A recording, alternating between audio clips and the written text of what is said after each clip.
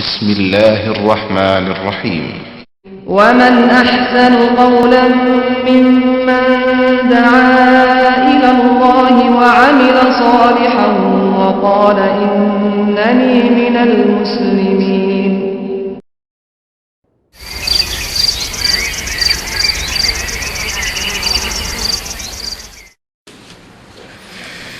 السلام عليكم ورحمة الله وبركاته. الحمد لله نحمده ونستعينه ونستغفره ونؤمن به ونتوكل عليه ونعوذ بالله من شرور أنفسنا ومن سيئات أعمالنا، من يهده الله فلا مضل له ومن يضلل فلا هادي له، وأشهد أن لا إله إلا الله وأشهد أن محمدا عبده ورسوله. أما بعد فإن خير الحديث كتاب الله وخير الهدي هدي محمد صلى الله عليه وسلم، وشر الأمور محدثاتها وكل محدثة بدعة وكل بدعة ضلالة وكل ضلالة في النار. قال الله تبارك وتعالى في كلامه المجيد: أعوذ بالله السميع العليم من الشيطان الرجيم، بسم الله الرحمن الرحيم. يا أيها الذين آمنوا اتقوا الله حق تقاته ولا تموتن إلا وأنتم مسلمون واعتصموا بحبل الله جميعا ولا تفرقوا. وقال تعالى في مقام آخر: يا أيها الذين آمنوا اتقوا الله وابتغوا إليه الوسيلة وجاهدوا في سبيله لعلكم تفلحون. اللهم صل على محمد وعلى آل محمد كما صليت على إبراهيم وعلى آل إبراهيم إنك حميد مجيد. اللهم بارك على محمد وعلى آل محمد كما باركت على إبراهيم وعلى آل إبراهيم إنك حميد مجيد. تمام قسم کی حمد و ثنا، کبریائی اور بڑائی اس اللہ عز و جل کے لیے لائق و زیبہ ہے جس نے ہمیں اور آپ کو پیدا فرمایا، اور بیش بہا درود و سلام اس ذات مبارکہ مطہرہ پر جن کا نام نامی اسم گرامی احمد مجتبیٰ محمد مصطفیٰ صلی اللہ علیہ وسلم. برادران اسلام، نوجوان دوستوں، بزرگوں اور بھائیوں اور قابل احترام معزز علماء کرام، آج بتاریخ 4 ذی القعدہ 1428 ہجری مطابق 14 نومبر سن 2007 عیسوی کو المکتب التعاونی للدعوت والارشاد و توعیۃ الجالیات کے زیر اہتمام اس خوبصورت سے ایڈیٹوریم میں جو اجلاس منعقد ہوا ہے محافظہ 2 آدمی کے تحت، اس میں جس موضوع پر آپ حضرات سے گفتگو کرنے کی سعادت حاصل کرنے جا رہا ہوں، وہ موضوع اعلانات کے ذریعے آپ حضرات کو معلوم ہوا ہوگا. وہ موضوع ہے وسیلے کا بیان اور قبروں اور زیارت قبور.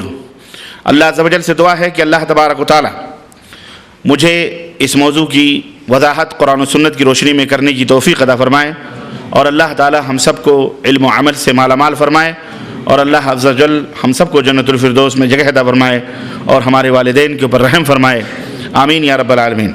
حضرات، اس سے پہلے کہ میں اپنے اس موضوع کی تشریح اور اس کی توضیح اور اس کی تفصیلات آپ حضرات کی خدمت میں رکھوں، میں اللہ عز و جل کا شکر ادا کرتا ہوں کہ جس اللہ نے مجھ ناچیز بے عمل اور کم علم کو یہ توفیق عطا فرمائی کہ عرصہ دراز کے بعد، کافی عرصے کے بعد 2 آدمی کا نام سنتا رہا، لیکن 2 آدمی میں کبھی آنے کی توفیق نہیں ملی.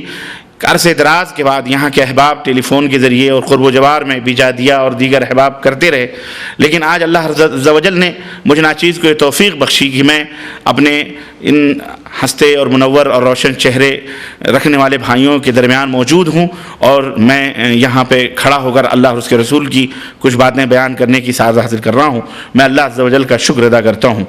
اور اس کے بعد میں اس مکتب کے مدیر محترم کا بھی، المکتب التعاونی للدعوت والارشاد و توعیۃ الجالیات 2 آدمی کے مدیر کا بھی میں شکر ادا کرتا ہوں جنہوں نے مجھ ناچیز کو یہ موقع دیا. اور اس کے بعد میں اپنے خاص برادرم حضرت مولانا ریاض الدین صاحب حضرت اللہ کا بھی میں مشکور ہوں، جن کی جد و جہد اور جن کی جد و جہد اور کوششوں کے نتیجے میں آج آپ کے سامنے کھڑا ہوں.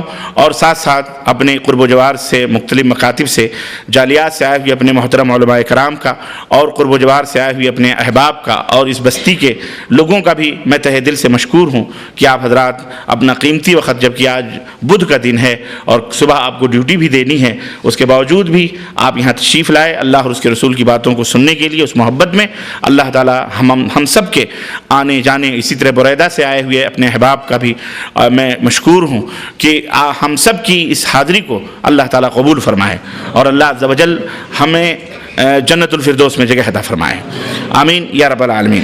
دوستوں اور بھائیوں، وقت کی قلت کو محسوس کرتے ہوئے، چونکہ صبح ڈیوٹی بھی کرنی ہے آپ حضرات کو، میں آپ حضرات کا زیادہ وقت تو نہیں لوں گا، لیکن اس مختصر سے وقت میں ایک اہم موضوع آپ حضرات کی خدمت میں رکھنے جا رہا ہوں۔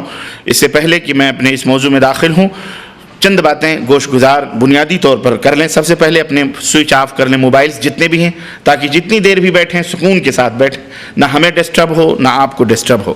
دوسری بات یہ ہے کہ آج کا جو یہ موضوع ہے یہ بڑا ہی اہم اور بڑا ہی بنیادی موضوع ہے، اور آج کا یہ موضوع جس حصے سے متعلق ہے وہ حصہ بڑا ہی حساس اور بڑا ہی ضروری حصہ ہے، یعنی عقیدہ توحید سے متعلق آج کا یہ موضوع ہے وسیلے کا۔ اس عقیدے کی صحت اور عقیدے کی درستگی اور عقیدہ صحیح ہونا چاہیے، اس میں کسی کو کوئی اختلاف نہیں ہے۔ ہر ایک کی خواہش اور ہر ایک کی چاہت یہ ہوتی ہے کہ اس کا عقیدہ درست ہو، ایمان صحیح ہو، کیونکہ اس کو پتہ ہے کہ اعمال جو ہم کرتے ہیں ان کا دار و مدار ایمان کی صحت اور درستی کے اوپر، اسی کے اوپر اس کا مدار ہے۔ اگر ایمان غلط ہے، عقیدہ صحیح نہیں ہے، تو انسان ہزار اعمال کر لے، اچھے سے اچھے اعمال کر لے، ان اعمال کا اللہ رب العزت کے ہاں کوئی ان کی وقعت یا اس کی کوئی اہمیت نہیں ہوتی ہے۔ نمبر تیسری بات جو ہمیں ذہن نشین کرنی ہے آج کے موضوع کے تعلق سے، وہ یہ نقطہ ہے کہ امت محمدیہ کے اندر انحرافات، یا اس سے پہلے جو امتیں تھیں، یہود تھے، نصارہ تھے اور دیگر نبیوں کی امتیں جو گزری ہیں، ان کے اندر جو انحرافات پیدا ہوئے، جو گمراہیاں آئیں، جو بھٹکے وہ اور جہنم کا یا اللہ کے غضب کا یا اللہ کے عذاب کا وہ قومیں شکار ہوئیں، ان انحرافات کے اسباب کیا تھے؟ یقیناً ہم پورے اسباب تو نہیں بیان کر سکتے، بہت سارے اس کے اسباب تھے، لیکن اس میں ایک بنیادی سبب یہ بھی تھا کہ وہ، یا آج کے جو امت کے اندر انحرافات یا اختلافات موجود ہیں، آج یا کل جو لوگ بھی انحرافات کے، گمراہیوں کے شکار تھے یا بدعقیدگی کے شکار تھے، اصل بنیادی سبب، بہت سارے اسباب ہیں لیکن ان میں ایک بنیادی سبب یہ بھی ہے کہ اللہ کے کلام اور انبیاء اور رسول کے کلام کو سمجھنے کے لیے، ان کی باتوں کو سمجھنے کے لیے انہوں نے اپنے ذہن اور اپنے دماغ کا استعمال کیا۔ من مانی اللہ اور اس کے رسول کی باتوں کی تعبیر کرنا، من مانی اپنے مزاج سے اللہ اور اس کے رسول کی باتوں کے معنی اور مفہوم امت کے اندر بیان کرنا، یہ بھی تمام اسباب میں سے ایک سبب تھا۔ آج بھی امت کے اندر، مسلمانوں کے اندر بہت ساری جو غلط باتیں، بدعقیدگی کی باتیں، گمراہیوں کی باتیں جو پھیلی ہوئی ہیں، ان کا بھی بنیادی اسباب میں سے ایک سبب یہ ہے کہ وہ قرآن و سنت کے معنی اور مفہوم کی تعیین اپنے دماغ اور اپنے مزاج اور اپنی منمانی کرتے ہیں، جبکہ اصول یہ ہے، ضابطہ یہ ہے، اور ہمارا منہج اہل السنہ والحدیث کا یہ ہے کہ قرآن کی اور احادیث کی باتوں کو علی منہج فہم سلف نے جس طرح سمجھا ہے، سلف سے مراد صحابہ کرام رضوان اللہ علیہم اجمعین ہیں، ان کے شاگرد ہیں، تابعین ہیں، تبع تابعین ہیں، یعنی اللہ کے رسول صلی اللہ علیہ وسلم کو اللہ تعالی نے قرآن دیا اور انہوں نے سمجھا، اور اس قرآن کو جس طرح اللہ کے نبی صلی اللہ علیہ وسلم نے اپنے صحابہ کو سمجھایا اور انہوں نے معنی بیان کیا، صحابہ نے اپنے شاگردوں کو سمجھایا، تابعین جن کو ہم کہتے ہیں انہوں نے جس طرح سمجھا، ہمیں بھی اسی طرح سے قرآن و سنت کو سمجھنا چاہیے جس طرح انہوں نے سمجھایا ہے۔ ایک لفظ کا معنی جیسے انہوں نے بیان کیا ویسے ہمیں بھی بیان کرنا ہے اور قیامت تک بیان کرنا ہے۔ اس میں ہمارے دماغ میں وہ لفظ سمجھ میں آئے نہ آئے یہ الگ بات ہے، اس کی حکمت ہم سمجھ سکیں نہ سمجھ سکیں، سمجھ رہے نا، لیکن جس طرح ہم کو حکم دیا گیا ہے، جس طرح ہم کو بتلایا گیا ہے، اسی طرح ہم سمجھیں بس۔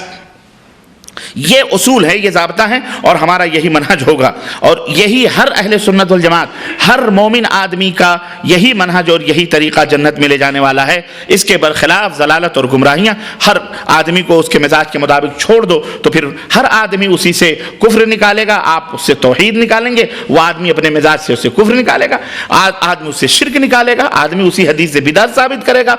چنانچہ آج ایسا ہو رہا ہے کہ قرآن و سنت کے معنی اور مفہوم کو جب اقوال اور فلانے کے مزاج کے مطابق جب اس کی تشریحات کی جانے لگی تو پھر گمراہیاں عام ہو گئیں اور امت پارا پارا ہو گئی، ٹکڑے ٹکڑے ہو گئی، انتشار ہو گیا، مختلف مسجدیں، مختلف ناموں کی تنظیمیں، تحریکیں، جماعتیں پنپنے لگیں، اور جناب علی ہر ایک اپنی اپنی ڈگڈگی اور اپنی اپنی ڈفلی بجاتا ہوا پھر رہا ہے۔ اس میں اتحاد کا ایک نہایت ہی اہم اور سیدھا سا راستہ یہ ہے کہ قرآن و سنت کے معنی کو اسی طرح سے رکھو جس طرح صحابہ نے بیان کیا، تابعین نے بیان کیا، مفسرین نے بیان کیا۔ بس ہمارا فرض یہ ہے کہ ہم اسی کے مطابق اپنی زندگی کو بسر کریں۔ یہی منہج ہے اہل السنہ والحدیث کا، اور ہم سب کا یہی منہج ہونا چاہیے۔ پانچویں بات، یہاں یہ بات بھی دھیان میں رکھنی چاہیے کہ عقیدہ جو بنتا ہے وہ کسی کے، ہمارے آپ کے یا بڑے سے بڑے لوگوں کے قول اقوال، ان کے فرمان سے نہیں بنتا ہے۔ ایک بنیادی اہم ضروری بات ہے عقیدہ جو ہم نے دل میں بٹھاتے ہیں، ایمان جس کو ہم کہتے ہیں، اس کا دوسرا نام ایمان بھی ہے۔ یہ ایمان قرآن سے بنتا ہے۔ کس سے بنتا ہے؟ قرآن سے بنتا ہے۔ یہ ایمان نبی کریم صلی اللہ علیہ وسلم کے فرمان سے بنتا ہے۔ دو ہی چیزیں ہیں جس سے ایمان بنتا ہے، یعنی بنتا ہے مطلب یعنی ایمان انہی دونوں چیزوں سے سجتا اور سنورتا ہے۔ ایمان کی اساس اور بنیاد انہی اللہ اور اس کے رسول کے فرمان پر ہے۔ بس اس کے بعد کسی اور کا قول اور فرمان ایمان نہیں کہلا سکتا، نہ ایمان کی مدار بنیاد بن سکتا ہے، نہ ایمان کی اساس بن سکتا ہے، نہ ہی اس سے عقیدہ ثابت ہو سکتا ہے، اور نہ ہی اس سے عقیدہ بن سکتا ہے۔ یہ بنیادی بات بھی بنیادی اپنے دماغ میں آپ رکھیے تاکہ آگے ہماری باتیں سمجھنے میں آپ کو آسانی ہو۔ نمبر 6، چھٹی بات یہ ہے کہ ہر کلمہ پڑھنے والا مومن، ہر کلمہ پڑھنے والا شخص یہ چاہتا ہے کہ وہ جہنم سے بچ کر جنت کا راہی بنے، جنت کی راہوں پہ چلے، جنت میں جائے، اور اس کے لیے وہ جنت کی راہ تلاش بھی کرتا ہے، ڈھونڈتا بھی ہے، یعنی صراط مستقیم اور راہ ہدایت کی راہ پر چلنے کا وہ خواہش مند ہوتا ہے۔ مگر یہ صراط مستقیم یا یہ راہ ہدایت اسے کہاں ملے گی، کیسے ملے گی؟ یہ بنیادی چیز ہے۔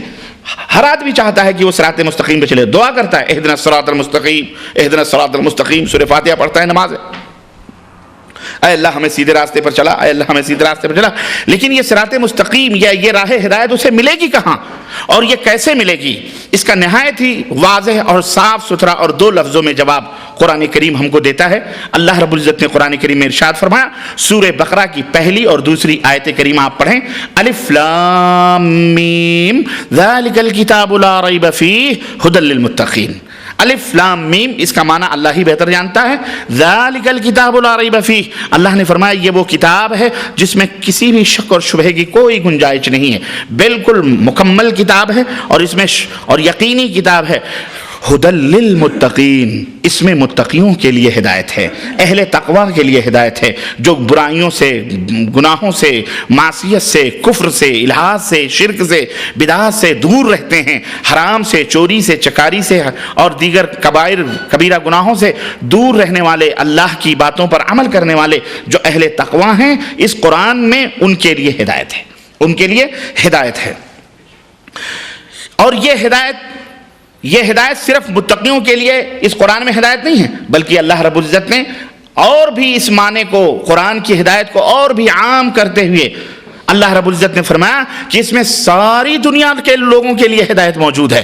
اللہ رب العزت نے سورہ بقرہ آیت نمبر 87 میں 87 کے اندر ارشاد فرمایا، شہر رمضان الذی انزل فیہ القرآن، رمضان کا یہ وہ مہینہ ہے جس میں قرآن نازل کیا گیا، قرآن اتارا گیا، ھدی للناس، ھدی للناس، اس قرآن میں ساری دنیا کے لوگوں کے لیے ہدایت ہے، یہودیوں کے لیے بھی، نصرانیوں کے لیے بھی، بدھسٹوں کے لیے بھی، جین کے لیے بھی، مسلمانوں کے لیے بھی، کافروں کے لیے بھی، ملحدوں کے لیے بھی، کمیونسٹوں کے لیے بھی، کمیونزم کے لیے، دہریوں کے لیے بھی، جو اللہ کا انکار کرتے ہیں، سب کے لیے یہ ہدایت، یہ کتاب جو ہے کتاب ہدایت ہے۔ ھدی للناس وبینات من الھدی والفرقان، ہاں، اور اس کے اندر ہدایت ہے، فرقان ہے، کفر اور باطل، حق اور باطل کے درمیان تمیز کرنے والی چیزیں، اس میں ہدایت ہی ہدایت موجود ہے۔ تو اس آیت کریمہ سے ہمیں یہ معلوم ہوا کہ اہل تقوی ہی کے لیے ہدایت نہیں ہے، بلکہ سارے سنسار کے لوگوں کے لیے اس کے اندر ہدایت موجود ہے، ہندو ہو، مسلمان ہو، سکھ ہو، عیسائی ہو، سب کے لیے اس کے اندر ہدایت موجود ہے۔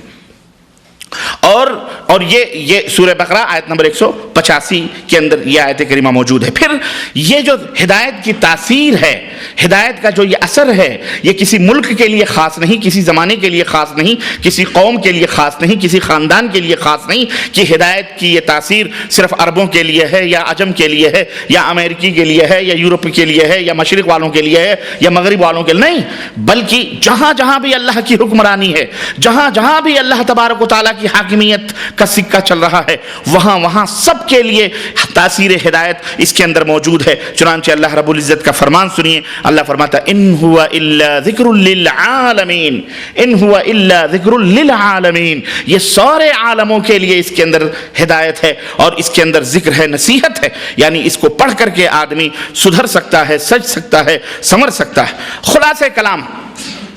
خلاصہ کلام یہ ہے کہ انسان کی نجات اور انسان کی فلاح و بہبود اور دنیا اور آخرت کی کامیابی اور ہدایت کا دار و مدار رب کے قرآن پر ہے اور محمد الرسول اللہ صلی اللہ علیہ وسلم کے فرمان پر ہے اور ہمارے عمل صالح پر ہے۔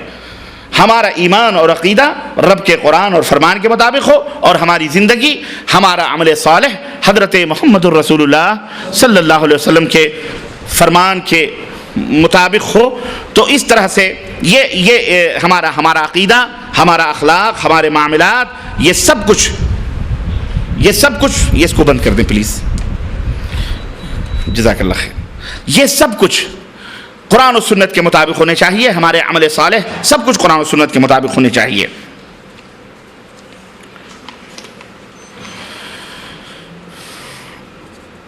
یہاں ایک بات اور بنیادی طور پر موضوع ہی سے متعلق میں آپ حضرات کی خدمت میں رکھتا چلوں، اور وہ یہ ہے، یہ بھی ہمیں دھیان میں اور خیال میں رکھنا چاہیے کہ بروز محشر قیامت کے دن اللہ رب العزت کے ہاں کسی کی ذات کتنی ہی محترم اور کتنی ہی معزز اور کتنی ہی اہم کیوں نہ ہو، اس ذات سے رشتے اور تعلقات روز محشر کسی کام نہیں آئیں گے۔ آپ کا کتنا گہرا رشتہ ہی کیوں نہ ہو، سب سے گہرا رشتہ آپ کس کو بیان کر سکتے ہیں؟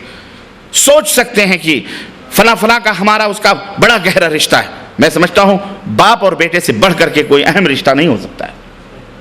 لیکن قیامت کے دن قرآن نے ہمیں بتلایا کہ یہ رشتے بھی بیکار ہوں گے، نہ باپ بیٹے کے کام آ سکتا ہے اور نہ بیٹا باپ کے کام آ سکتا ہے۔ میاں اور بیوی کے رشتے بھی بڑے گہرے ہوتے ہیں، لیکن یہ رشتے بھی اللہ تبارک تعالیٰ نے قرآن کریم میں صراحتاً اس کا انکار کیا، یہ بھی کوئی کام آپ کے نہیں آ سکتے ہیں۔ چنانچہ مثال کے طور پر میں ایک دو مثالیں دے کر اپنی بات آگے بڑھاؤں گا، یہیں سے یہ بات سمجھ میں آ جاتی ہے، اور جو اگلی بات میں بتانے والا ہوں وہ واضح طور پر آپ کے ذہن میں آ جائے گی کہ جب روز محشر کوئی کسی کے کام نہیں آ سکتا، تو پھر آج ہم وسیلے کے نام پر جو کچھ بھی کر رہے ہیں یہ کہاں تک صحیح ہے اور کہاں تک درست ہے، پھر غیر کیسے ہمارے کام آ سکتا ہے۔ اولو العزم نبی، اور جس کو کہہ لیں سب سے پہلے رسول اس دنیا میں جو بھیجے گئے حضرت آدم علیہ السلام کے بعد کون تھے؟ حضرت سیدنا نوح علیہ السلام تھے۔ 50 کم 1000 برس تک انہوں نے توحید کی دعوت دی اور لوگوں کو اللہ سے ڈراتے رہے اور لوگوں کو دعوت دیتے رہے کہ تم توحید پہ اوپر آ جاؤ، ایمان کو اپنا لو۔ لیکن کوئی بھی شخص، چند اشخاص جو تھے ان کی کشتی میں آئے بہت ہی تھوڑے لوگ، ان کا اپنا خود کا بیٹا سلبی بیٹا، وہ خود اپنے باپ کی دعوت کے خلاف ہو گیا اور اس نے اعلان بغاوت کیا۔ چنانچہ قرآن کریم میں اللہ رب العزت نے عذاب جب بھیجا اور حضرت نوح نے اپنے لخت جگر نور نظر اور کو دیکھا کہ وہ تھپیڑوں کی نظر ہے اور وہ لہروں کے اوپر تیر رہا ہے اور وہ اب اور تب کا مہمان ہے، وہ جانے والا ہے۔ ایک باپ اپنے ڈوبتے ہوئے بچے کو بچانے کے لیے کوئی سہارا نہیں سوائے اللہ عز و جل کے، تو اللہ عز و جل کو آواز دیتا ہے، جسے قرآن میں اللہ رب العزت نے بیان فرمایا کہ وَنَادَى نُوحٌ رَبَّهُ فَقَالَ رَبِّ إِنَّ ابْنِي، نوح نے اپنے رب کو پکارا اور کہا اے اللہ میرا بیٹا غرق ہو رہا، من اہلی، یہ میرا اہل ہے، میرا خون ہے، میرا نور نظر، میرا لخت جگر ہے، اللہ اس کو بچا لے۔ وَإِنَّ وَعْدَكَ الْحَقُّ وَأَنْتَ أَحْكَمُ الْحَاكِمِينَ، اے اللہ تیرا وعدہ سچا ہے اور تو احکم الحاکمین ہے۔ یہ اللہ رب العزت سے حضرت نوح علیہ السلام نے سفارش کی۔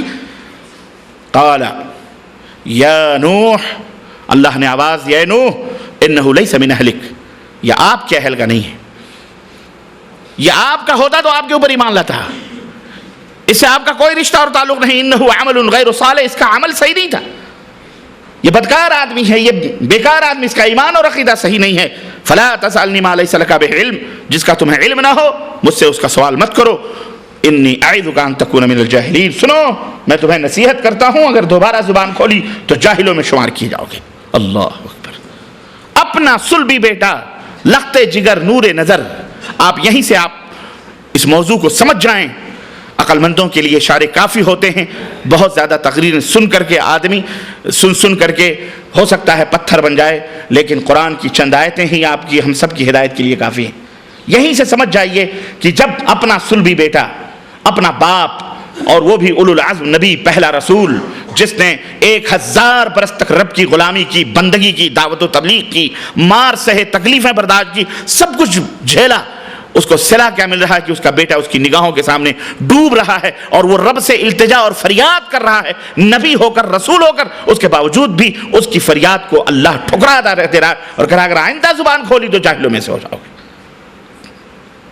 जब ये नहीं काम आ सकते, जब हमारी बेईमानी, हमारे अंदर अगर कमी हो, हमारे अंदर अगर नक्स हो, और वो नक्स ऐसा नक्स नहीं बल्कि ईमान और अकीदे का फॉल्ट हो, जब ये नहीं काम आ सकते तो आज जो हमने लल्लू पंजू जुम्मन सुबराती बना करके पूजना शुरू किया है, ये कहां से काम आएंगे? अंदाजा लगा लो आप। वाज़ेह सी चीज है, साफ। हज़रत इब्राहिम अलैहिस्सलाम, अल्लाह अज़्ज़ा वजल ने जिनका तज़किरा कुरान में अकेले तने तनहा उनको अंजुमन करार दिया, इन्ना इब्राहीम काना उम्मा, तने तनहा हज़रत इब्राहिम अलैहिस्सलाम किन मशक्क़तों और किन मुश्किलात और किन इम्तिहानात से नहीं गुजरे हज़रत इब्राहिम अलैहिस्सलाम। आज जो हम हज कर रहे हैं, मिना जाते हैं, मुज़दलिफ़ा जाते हैं, खाने काबा का तवाफ़ करते हैं, सफ़ा मरवा की सई करते हैं, कदम कदम पर सैयदना इब्राहिम अलैहिस्सलाम की याद ताज़ा होती है। एहराम मीक़ात से लेकर के पूरा हज हज़रत इब्राहिम अलैहिस्सलाम की नक़ाली है। ये वो रसूल हैं जिनके कदम को, जिनके अमल को हमारे लिए फ़र्ज़ करार दिया गया, ईमान का एक जुज़ करार दिया गया, हिस्सा करार दिया, रुकन करार दिया गया। क्या होगा? सही बुखारी की रिवायत में अल्लाह तबारक व तआला क़यामत के दिन जब ये अपने वालिद के बारे में सिफारिश करेंगे, आदर्श जो बुतगर था, बुत फरोश था, अल्लाह का वादा याद दिलाएंगे कि अल्लाह तूने कहा था रोज़े महशर मैं तुम्हें रुसवा नहीं करूंगा, मेरे बाप को जन्नत में दाखिल कर दे। अल्लाह रब्बुल इज़्ज़त फरमाएगा कि इब्राहिम, मैंने काफिरों और मुशरिकों पर जन्नत को हराम करार दिया है, मुशरिक कभी जन्नत में दाखिल नहीं हो सकता। सुनो, अपने पैरों के नीचे देखो। चुनांचे जब वो अपने पैरों के नीचे देखेंगे तो उनका बाप आदर बिज्जू की शक्ल में गंदगी में लथड़ा पथड़ा सिसक रहा होगा। अल्लाह फरिश्तों को हुक्म देगा इसकी टांगें पकड़ के जहन्नम में डाल दो। बाप के बेटे के सामने उसके बाप को घसीट कर जहन्नम में डाल दिया जाएगा। कुरान ने सारे नुस्खे बयान किए हैं समझने वालों के लिए। हाँ, लक़द यस्सरनल कुरान लिज़्ज़िक्र फ़हल मिन मुद्दकिर, हमने कुरान को जिक्र के लिए, नसीहतों के लिए आसान बनाया है, लेकिन है क्या तुम में कोई नसीहत हासिल करने वाला? क़लीलन मा तज़क्करून, बहुत कम लोग नसीहत हासिल करते हैं। बाप और बेटा और बेटे और बाप दोनों का देख लें आप, सबका नतीजा सामने। खुद हमारे और आपके नबी हज़रत मोहम्मद रसूलुल्लाह सल्लल्लाहु अलैहि वसल्लम, अबू तालिब ने क्या क्या नहीं किया अपने भतीजे के लिए। आखिरी वक्त तक कलमा पढ़ाते रहे लेकिन नहीं कलमा निकल सका उनकी जुबान से। उन्होंने कहा इख्तरतुल नार अलल आर, मैंने जहन्नम में जाना गवारा है, लेकिन तुम्हारी दावत सही, लेकिन मैं ये नहीं सुनना चाहता मेरे मरने के बाद कि अबू तालिब ने बाप दादाओं के दीन को छोड़ दिया। नबी अलैहिस्सलाम से पूछा गया, बड़ी खिदमत की उन्होंने आपकी, क्या मिला उनको? अल्लाह के नबी सल्लल्लाहु अलैहि वसल्लम ने फरमाया कि अल्लाह ने इतना रहम किया है, जहन्नम में तो हैं वो, लेकिन सबसे हल्का अजाब दिया जा रहा है। और सबसे हल्का अजाब यह है कि अंगार के शोलों के जूते पहनाए गए हैं, जिसके शोले अंगार के जूते पहनाए गए हैं, जिसके शोले उनकी खोपड़ियों से बाहर निकल रहे हैं। सब रिश्ते नाते मौजूद हैं, सब इज़्ज़ा रक़ारिब, लेकिन मेरे भाइयों सुनो, अगर ईमान नहीं है सही तो कोई रिश्ता और नाता किसी के कोई काम आ सकता, याद रखो। हाँ, अगर अमल सालेह नहीं है तो कोई रिश्ते नाते काम आ सकते, हाँ याद रखो। ये پتہ ہم کو کیا چلا، معلوم یہ ہوا کہ نجات اور ہدایت کا دار و مدار رشتے اور ناطے اور قبیلے اور خاندان اور ملک اور وطن پر نہیں ہے کہ کوئی ہندوستان میں پیدا ہو تو جہنم میں جائے گا، کوئی سعودی عرب میں پیدا ہو تو جنت میں جائے گا، نہ، کوئی مکے میں پیدا ہو تو جنت میں جائے گا۔ ابو طالب مکے ہی میں تھے، ابو جہل مکے ہی میں تھا، ابو لہب مکے ہی میں تھا، عتبہ شیبہ مکے ہی میں تھے، ہاں تھے کہ نہیں؟ کیا جنت میں گئے؟ یہ سارے جہنم میں گئے۔ تو زمینیں کسی کو مقدس نہیں بناتی، وہ خواہ خود کتنی مقدس کیوں نہ ہو۔ انسان عمل سے زندگی بنتی ہے، جنت بھی جہنم بھی یہ خاکی اپنی فطرت میں نہ نوری ہے نہ ناری ہے۔ انسان کا عمل، انسان کا عقیدہ جہاں کہیں بھی رہے، پہاڑ کی چوٹی پہ بھی رہے، سمندر کے تہوں میں بیٹھا رہے، کہیں بھی اگر اس کا ایمان صحیح ہے وہ مرے گا تو انشاءاللہ اللہ اسے جنت میں داخل کرے گا۔ لیکن اگر ایمان اور عقیدہ غلط ہے، ایمان اور عقیدہ صحیح نہیں ہے، تو کوئی مائی کا لال کسی کو جنت میں لے جا سکتا، باپ اپنے بیٹے کو جنت میں نہیں لے جا سکتا، نبی ہونے کے باوجود بیٹا اپنے باپ کو نبی ہونے کے باوجود نہیں لے جا سکتا۔ تو یہ جن سے نہ کبھی چیز نہ پہچان، نہ کبھی دیکھا نہ بھالا، نہ کبھی کچھ نہ کچھ، لمبے لمبے چغے اور داڑھیاں اور پگڑیاں رکھ کر آپ ان کے ہاتھوں پر بیعت کر کر جنت کے کنڈے پکڑ کے جائیں گے، یہ خود ان کے جنت میں جانے کی گارنٹی نہیں۔ یہ کہاں لے جا کے ڈھکیلے اندھا بیل، آپ اس پہ سوار ہو کے جا رہے ہیں جس کی خود منزل کا پتہ نہ ہو، جس کی خود راہوں کا پتہ نہ ہو، جو صرف دعویٰ کرے کہ میں پیر ہوں، میں بہت بڑا سجادہ نشین ہوں، میں بہت بڑا پجاری ہوں، میں بہت بڑا یہ ہوں، آؤ میرے ہاتھوں بیعت کرو، سلسلے ہم پکڑ کے لے جائیں گے۔ یہ قادری سلسلہ، نقشبندی چل رہا ہے، سہروردی، چشتی، فلانی، رفاعی، بدوی، یہ سلسلے، یہ نبیوں کے سلسلے تو جنت میں لے ہی نہیں جا رہے ہیں، اس کے سلسلے کہاں سے لے جائیں گے؟ اس لیے ہوش کے ناخن لو مسلمانوں، بھول بھلائیوں میں مت رہو، وقت بہت کم ہے اور زندگی بہت تھوڑی ہے، دنیا کمانے میں مصروف ہو، اس سے زیادہ اپنے اس دنیا کی فکر کرو جو ہمیشہ جہاں جانا ہے۔ یہ چند دن کی زندگی ہے، 60 70 90 برس تک جی لو گے، اس کے بعد جو دوسری زندگی شروع ہوگی وہ ہمیشہ کی زندگی ہے۔ وہاں صرف 2 زندگیوں کا تصور ہے، یا تو خوشیوں سے بھری ہوئی زندگی یا غموں سے بھری ہوئی زندگی، بس اس کے علاوہ تیسری کوئی زندگی نہیں ہے۔ اس کی فکر کرو اور اس کے لیے سب سے پہلے صراط مستقیم، راہ ہدایت کی فکر کرو۔ چلنے سے پہلے راستے کی تعین کرو، دوڑنے سے پہلے منزل کو دیکھو، راستہ صحیح ہونا چاہیے، رخ صحیح ہونا چاہیے، تب اپنی گاڑی سٹارٹ کر کے اس سڑک پہ لے جاؤ۔ آپ کو جانا ہے بریدہ اور آپ ریاض روڈ کے اوپر گاڑی ڈالے ہوئے ہیں تو آپ بریدہ پہنچ سکتے ہیں؟ آپ ریاض ہی جائیں گے، بریدہ نہیں جائیں گے۔ سڑک کتنی ہی پچ کیوں نہ ہو، سڑک کتنی سیمنٹڈ کیوں نہ ہو، گاڑی کتنی ہی خوبصورت اور حسین اور نئی کیوں نہ ہو، کیونکہ رخ صحیح نہیں ہے۔ اس لیے غلط روی سے منازل کا بعد بڑھتا ہے۔ مسلمانوں، روش کارواں بدل ڈالو، کوئی کسی کا کام نہیں آئے گا، نہ ماں نہ باپ نہ بھائی نہ بہن، اکیلے آئے ہو اکیلے جانا ہے۔ اس لیے پہلی فرصت، پہلا قدم ہمارا یہ ہونا چاہیے کہ ہمارا ایمان اور عقیدہ صحیح اور درست ہونا چاہیے، اور اس کے لیے ضرورت اس بات کی ہے کہ ہم قرآن و سنت کو اپنے سینوں میں، اپنے دلوں میں جگہ دیں، بٹھائیں، اور یہ ایمان اور یقین رکھیں۔ یہی 2 چیزیں ہیں جو نجات کے لیے نجات دلا سکتی ہیں۔ اس کے علاوہ کوئی نجات، کہیں سے کوئی نجات یا کوئی ہدایت کی راہ ہم کو مل سکتی؟ بولو، نہیں مل سکتی۔ یہ بنیادی طور پر نہ کوئی ملا، نہ کوئی پیر، نہ کوئی مولوی، نہ کوئی فقیر، نہ کوئی کچھ نہیں۔ یہ جو کہتے ہیں نا نگاہیں اٹھ گئیں تو ایمان کی دنیا بدل دیتے ہیں، کچھ نہیں ہوتا ہے۔ یہ خود نہیں بدلتے تو آپ کو کیا بدلیں گے؟ یہ نبی اپنے بیٹے کو جہنم میں جاتا ہوا دیکھ سکتا ہے؟ نبی نے تو اپنے بیٹے پہ نگاہ نہیں ڈالی کہ بیٹا ایمان بدل دے۔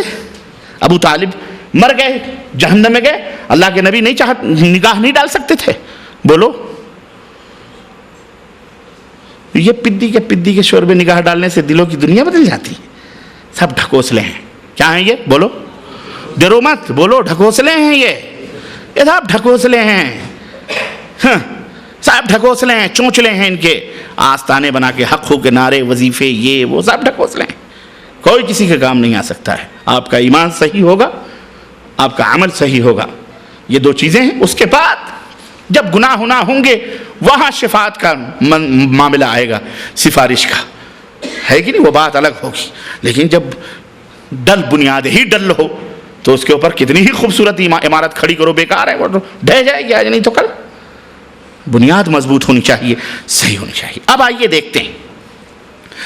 یہ دیکھتے ہیں کہ وسیلہ جو آج ہمارا موضوع ہے، اور جو میں سمجھتا ہوں شرک کی جڑ ہے، اور اسی وسیلے کو مٹانے کے لیے، اسی وسیلے کی وجہ سے کفار مکہ جہنم میں گئے ہیں. یہی ایک وسیلہ جس کو آج ہم وسیلہ کا نام دیتے ہیں. یہی وہ توسل اور یہی وہ وسیلے تھے. وسیلہ کس کو کہتے ہیں؟ وسیلے کا لغوی معنی ہے ذریعہ. جیسے بھائی ہمیں بیجادیہ جانا ہے 2 آدمی سے، یا ہمیں بریدہ جانا ہے 2 آدمی سے، کیا وسیلہ ہے، کیا ذریعہ ہے جانے کا؟ کوئی کہے گا ٹرین ہے، کوئی کہے گا جہاز ہے، کوئی کہے گا کار ہے، کوئی کہے گا GMC ہے، کوئی کچھ. کسی کے پاس کچھ نہیں. بھائی آپ کے 2 پیر ہیں، یہی ذریعے ہیں، آپ چلے جائیں. آپ آئے ہیں کہیں نہ کہیں، کسی نہ کسی ذریعے سے، کسی نہ کسی وسیلے سے آئے ہیں. سمجھ رہے ہیں نا؟ یہ عالم اسباب ہے. یہاں جو بھی وسائل اور ذرائع ہیں جائز حد کی حد تک اللہ اور اس کے رسول نے ہمارے لیے جائز قرار دی، اور جہاں حرام ہے اس کے حرام کی بھی شہادت اللہ اور اس کے رسول نے دے دی ہے کہ یہ حرام ہے، اس کو مت، کامیابی کے لیے یہ وسیلے یہ ذریعے نہ اپناؤ. تجارت سے کامیاب ہو جاؤ، سود کھا کر کے کامیاب، سود نہ لو. یہ بھی کامیابی کا ایک ذریعہ ہے نا. تجارت اور جوا سٹا لاٹری کیا ہے، یہ بھی کامیابی کا ذریعہ ہے. تجارت بھی کامیابی کا ذریعہ ہے. لیکن اللہ نے فرمایا احل اللہ البیع وحرم الربا، اللہ نے خرید و فروخت کو جائز قرار دیا، حلال قرار دیا ہے، لیکن ربا اور سود کو کیا کیا ہے؟ حرام قرار دیا ہے. اس کے ذریعے آگے مت بڑھو، یہ تمہیں جہنم میں لے جانے والا ذریعہ ہے. تو خیر، کہنے کا مطلب یہ ہے کہ وسیلہ آج جو عام خیال ہے ہمارے ہندوستان، پاکستان، بنگلہ دیش اور دیگر ملکوں کے اندر جو اولیاء صالحین کے وسیلے لیتے ہیں، عام خیال جو ہے لوگوں کا، دانستہ خیال ہو یا نادانستہ طور پر وہ رکھتے ہوں، وسیلے کا جو معنی ہے وہ یہی ہے کہ کسی ذات کو اللہ اور بندوں کے درمیان وسیلہ سمجھ کر پکارنا، اس سے سفارش کا طالب ہونا، اس پر توکل اور بھروسہ کرنا وسیلہ کہلاتا ہے. اوکے، ہم اور آپ سب متفق ہیں اس تعریف پر. یہی ہے وسیلہ. عموماً وسیلے کا جو معنی ہے، عوام ہوں یا بعض علماء ہوں جو اس کی دعوت دیتے ہیں، ان کے دماغوں میں کیا ہے کہ اللہ کے درمیان اور بندوں کے درمیان کسی ذات کو وسیلہ بنانا، اسے پکارنا، اس سے سفارش کی درخواست کرنا، اس پر توکل اور بھروسہ کرنا، یہی وسیلہ کہلاتا ہے. غالب اکثریت اسی قسم کا عقیدہ رکھتی ہے.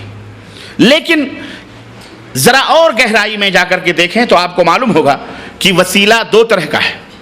وسیلہ 2 طرح کا ہے. ایک وسیلہ وہ ہے جو جائز ہے، اور ایک وسیلہ وہ ہے جو ممنوع ہے، حرام ہے، ناجائز وسیلہ ہے. جائز وسیلے کا مطلب کیا ہے؟ جائز وسیلے کا مطلب یہ ہے کہ آپ وہ ذرائع اللہ کا قرب حاصل کرنے کے لیے، اللہ کی نزدیکی حاصل کرنے کے لیے، اپنے اور اللہ کے درمیان اللہ سے محبت بڑھانے کے لیے وہ ذرائع استعمال کریں جو شریعت نے آپ کے لیے جائز قرار دیا ہے، حلال قرار دیا ہے. اور ممنوع اور ناجائز وسیلے کا مطلب یہ ہے کہ جس کے اوپر شریعت کی مہر ہی نہ ہو، اپنی منمانی آپ نے ذریعہ اور وسیلہ بنا لیا ہو، وہ ذریعہ ممنوع اور حرام ذریعہ کہلاتا ہے، اور اس کا شریعت میں کوئی ثبوت موجود نہیں ہے. میرے عزیزو، میرے دوستو، قرآن کریم کو اگر آپ کھنگالیں، پورے قرآن کو اگر آپ پڑھیں تو پورے قرآن کریم میں لفظ وسیلہ 2 مقام پر آیا ہوا ہے. کتنی جگہوں پہ آیا ہوا ہے؟ 2 جگہ پر. چنانچہ ایک سورہ المائدہ آیت نمبر 35 میں اللہ عز و جل نے ارشاد فرمایا، یا ایھا الذین آمنوا اتقوا اللہ، اے وہ لوگو جو ایمان لائے ہو، اللہ سے ڈرو، وابتغوا الیہ الوسیلہ، وابتغوا الیہ الوسیلہ، اور اس کا وسیلہ تلاش کرو، اس کا وسیلہ تلاش کرو، اور وجاہدوا فی سبیلہ لعلکم تفلحون، اور اس کی راہ میں جہاد کرو تاکہ تمہارا بھلا ہو، تم کامیاب ہو سکو. میں نے شروع میں آپ کو بتلایا کہ قرآن کریم کی یہ آیت ہے جس کا ترجمہ میں نے بتلایا آپ کو. اب آئیے یہ دیکھتے ہیں، میں نے شروع میں آپ کو بتلایا قرآن کو، احادیث کو اس طرح سمجھو جس طرح نبی نے سمجھایا، صحابہ کو صحابہ نے سمجھایا، تابعین کو تابعین نے، تبع تابعین کو محدثین مفسرین نے جس طرح سے قرآن کو سمجھا ہے اس طرح ہم کو سمجھنا ہے. اپنی منمانی ہمیں نہیں سمجھنی ہے. اپنی منمانی سمجھنے سے آدمی گمراہ ہو جائے گا اور غلط راہوں پہ چلا جائے گا. تو آئیے یہ دیکھتے ہیں کہ اس وسیلے کا معنی ائمہ تفاسیر نے کیا کیا ہے. تفسیر لکھنے والے ائمہ نے، اماموں نے اس کا کیا کیا. چنانچہ ان ائمہ میں سب سے بڑے امام نبی کریم صلی اللہ علیہ وسلم کے چچیرے بھائی حضرت عبداللہ ابن عباس رضی اللہ تعالیٰ. جن کو ترجمان القرآن کا خطاب اللہ کے نبی صلی اللہ علیہ وسلم نے دیا تھا، امام المفسرین ہیں یہ، نبی علیہ السلام سے قرآن کا علم انہوں نے حاصل کیا، نبی صلی اللہ علیہ وسلم کے چچیرے بھائی حضرت عبداللہ ابن عباس رضی اللہ تعالیٰ عنہ، اور اسی طرح حضرت حسن بصری، اور اسی طرح مجاہد، یہ تابعین بھی ہیں، کبار تابعین ہیں اور شاگرد بھی ہیں صحابہ کرام رضوان اللہ علیہم کے، ان کا نام خاص طور پر قابل ذکر ہے، حتیٰ کہ حضرت قتادہ رضی اللہ تعالی عنہ جو صحابی حضرت قتادہ رحمۃ اللہ علیہ یہ فرماتے ہیں کہ وسیلے کا معنی کیا ہے؟ وسیلے کا معنی کہہ رہے ہیں اے تقرب الیہ بطاعتہ والعمل بما یرضیہ، وسیلے کا معنی ہے اطاعت الہی، اللہ کی اطاعت اور اس کی مرضی کے مطابق عمل کر کے اللہ کا قرب حاصل کرو۔ وابتغوا الیہ الوسیلہ کا مطلب کیا ہے؟ ہاں، اللہ کی اطاعت کر کے، اللہ تعالیٰ کی اطاعت کر کے، اس کی مرضی کے مطابق عمل کر کے اللہ کی نزدیکی حاصل کرو، اللہ کا قرب حاصل کرو۔ سمجھ میں بات آئی کہ نہیں آئی؟ یہ کون کہتا ہے؟ حضرت قتادہ رحمۃ اللہ علیہ یہ فرماتے ہیں۔ حافظ ابن کثیر رحمۃ اللہ علیہ ان اقوال کو نقل کرنے کے بعد تمام حضرت عبداللہ ابن عباس کو کے اقوال کو، حضرت مجاہد کے اور دیگر جو ہے ان تابعین کے تبع تابعین کے اقوال کو نقل کرنے کے بعد فرماتے ہیں کہ ان ائمہ نے وسیلہ کی جو تفسیر بیان کی ہے، اس میں علماء تفسیر کا قطعاً کہیں کوئی اختلاف نہیں ہے، سب اس بات پر متفق ہیں کہ اللہ عز و جل کی اطاعت اور فرمانبرداری کر کے کیا کرو؟ اللہ کا قرب اور اللہ کی نزدیکی حاصل کرو۔ یہ ہے وسیلے کا معنی۔ اس کو میں اس لیے اچھی طرح سے آپ کو سمجھا رہا ہوں تاکہ وہ معنی آپ کے ذہن میں نہ رہے جو عوام کے دماغوں میں ہے کہ اپنے اور اللہ کے درمیان کسی ہستی کو وسیلہ اور ذریعہ بنا کر پکارا جائے، سفارش کی جائے، اور پکارا جائے، سفارش کی جائے، اس پر بھروسہ کیا جائے، یہ معنی نہیں ہے۔ مفسرین نے وسیلے کا معنی کیا بیان فرمایا؟ اللہ کی اطاعت کر کے، اللہ کی بندگی کر کے اور عمل صالح کر کے اللہ کا قرب حاصل کرو۔ دوسری جگہ جو قرآن کریم میں وسیلے کا لفظ آیا ہے وہ سورہ اسراء آیت نمبر 57 یعنی 57، اللہ رب العزت نے فرمایا اولئک الذین یدعون یبتغون الی ربہم الوسیلۃ ایہم اقرب ویرجون رحمتہ ویخافون عذابہ ان عذاب ربک کان محذورا۔ جنہیں، ترجمہ سنو، جنہیں یہ لوگ پکارتے ہیں وہ خود اپنے رب کے تقرب کی جستجو میں رہتے ہیں۔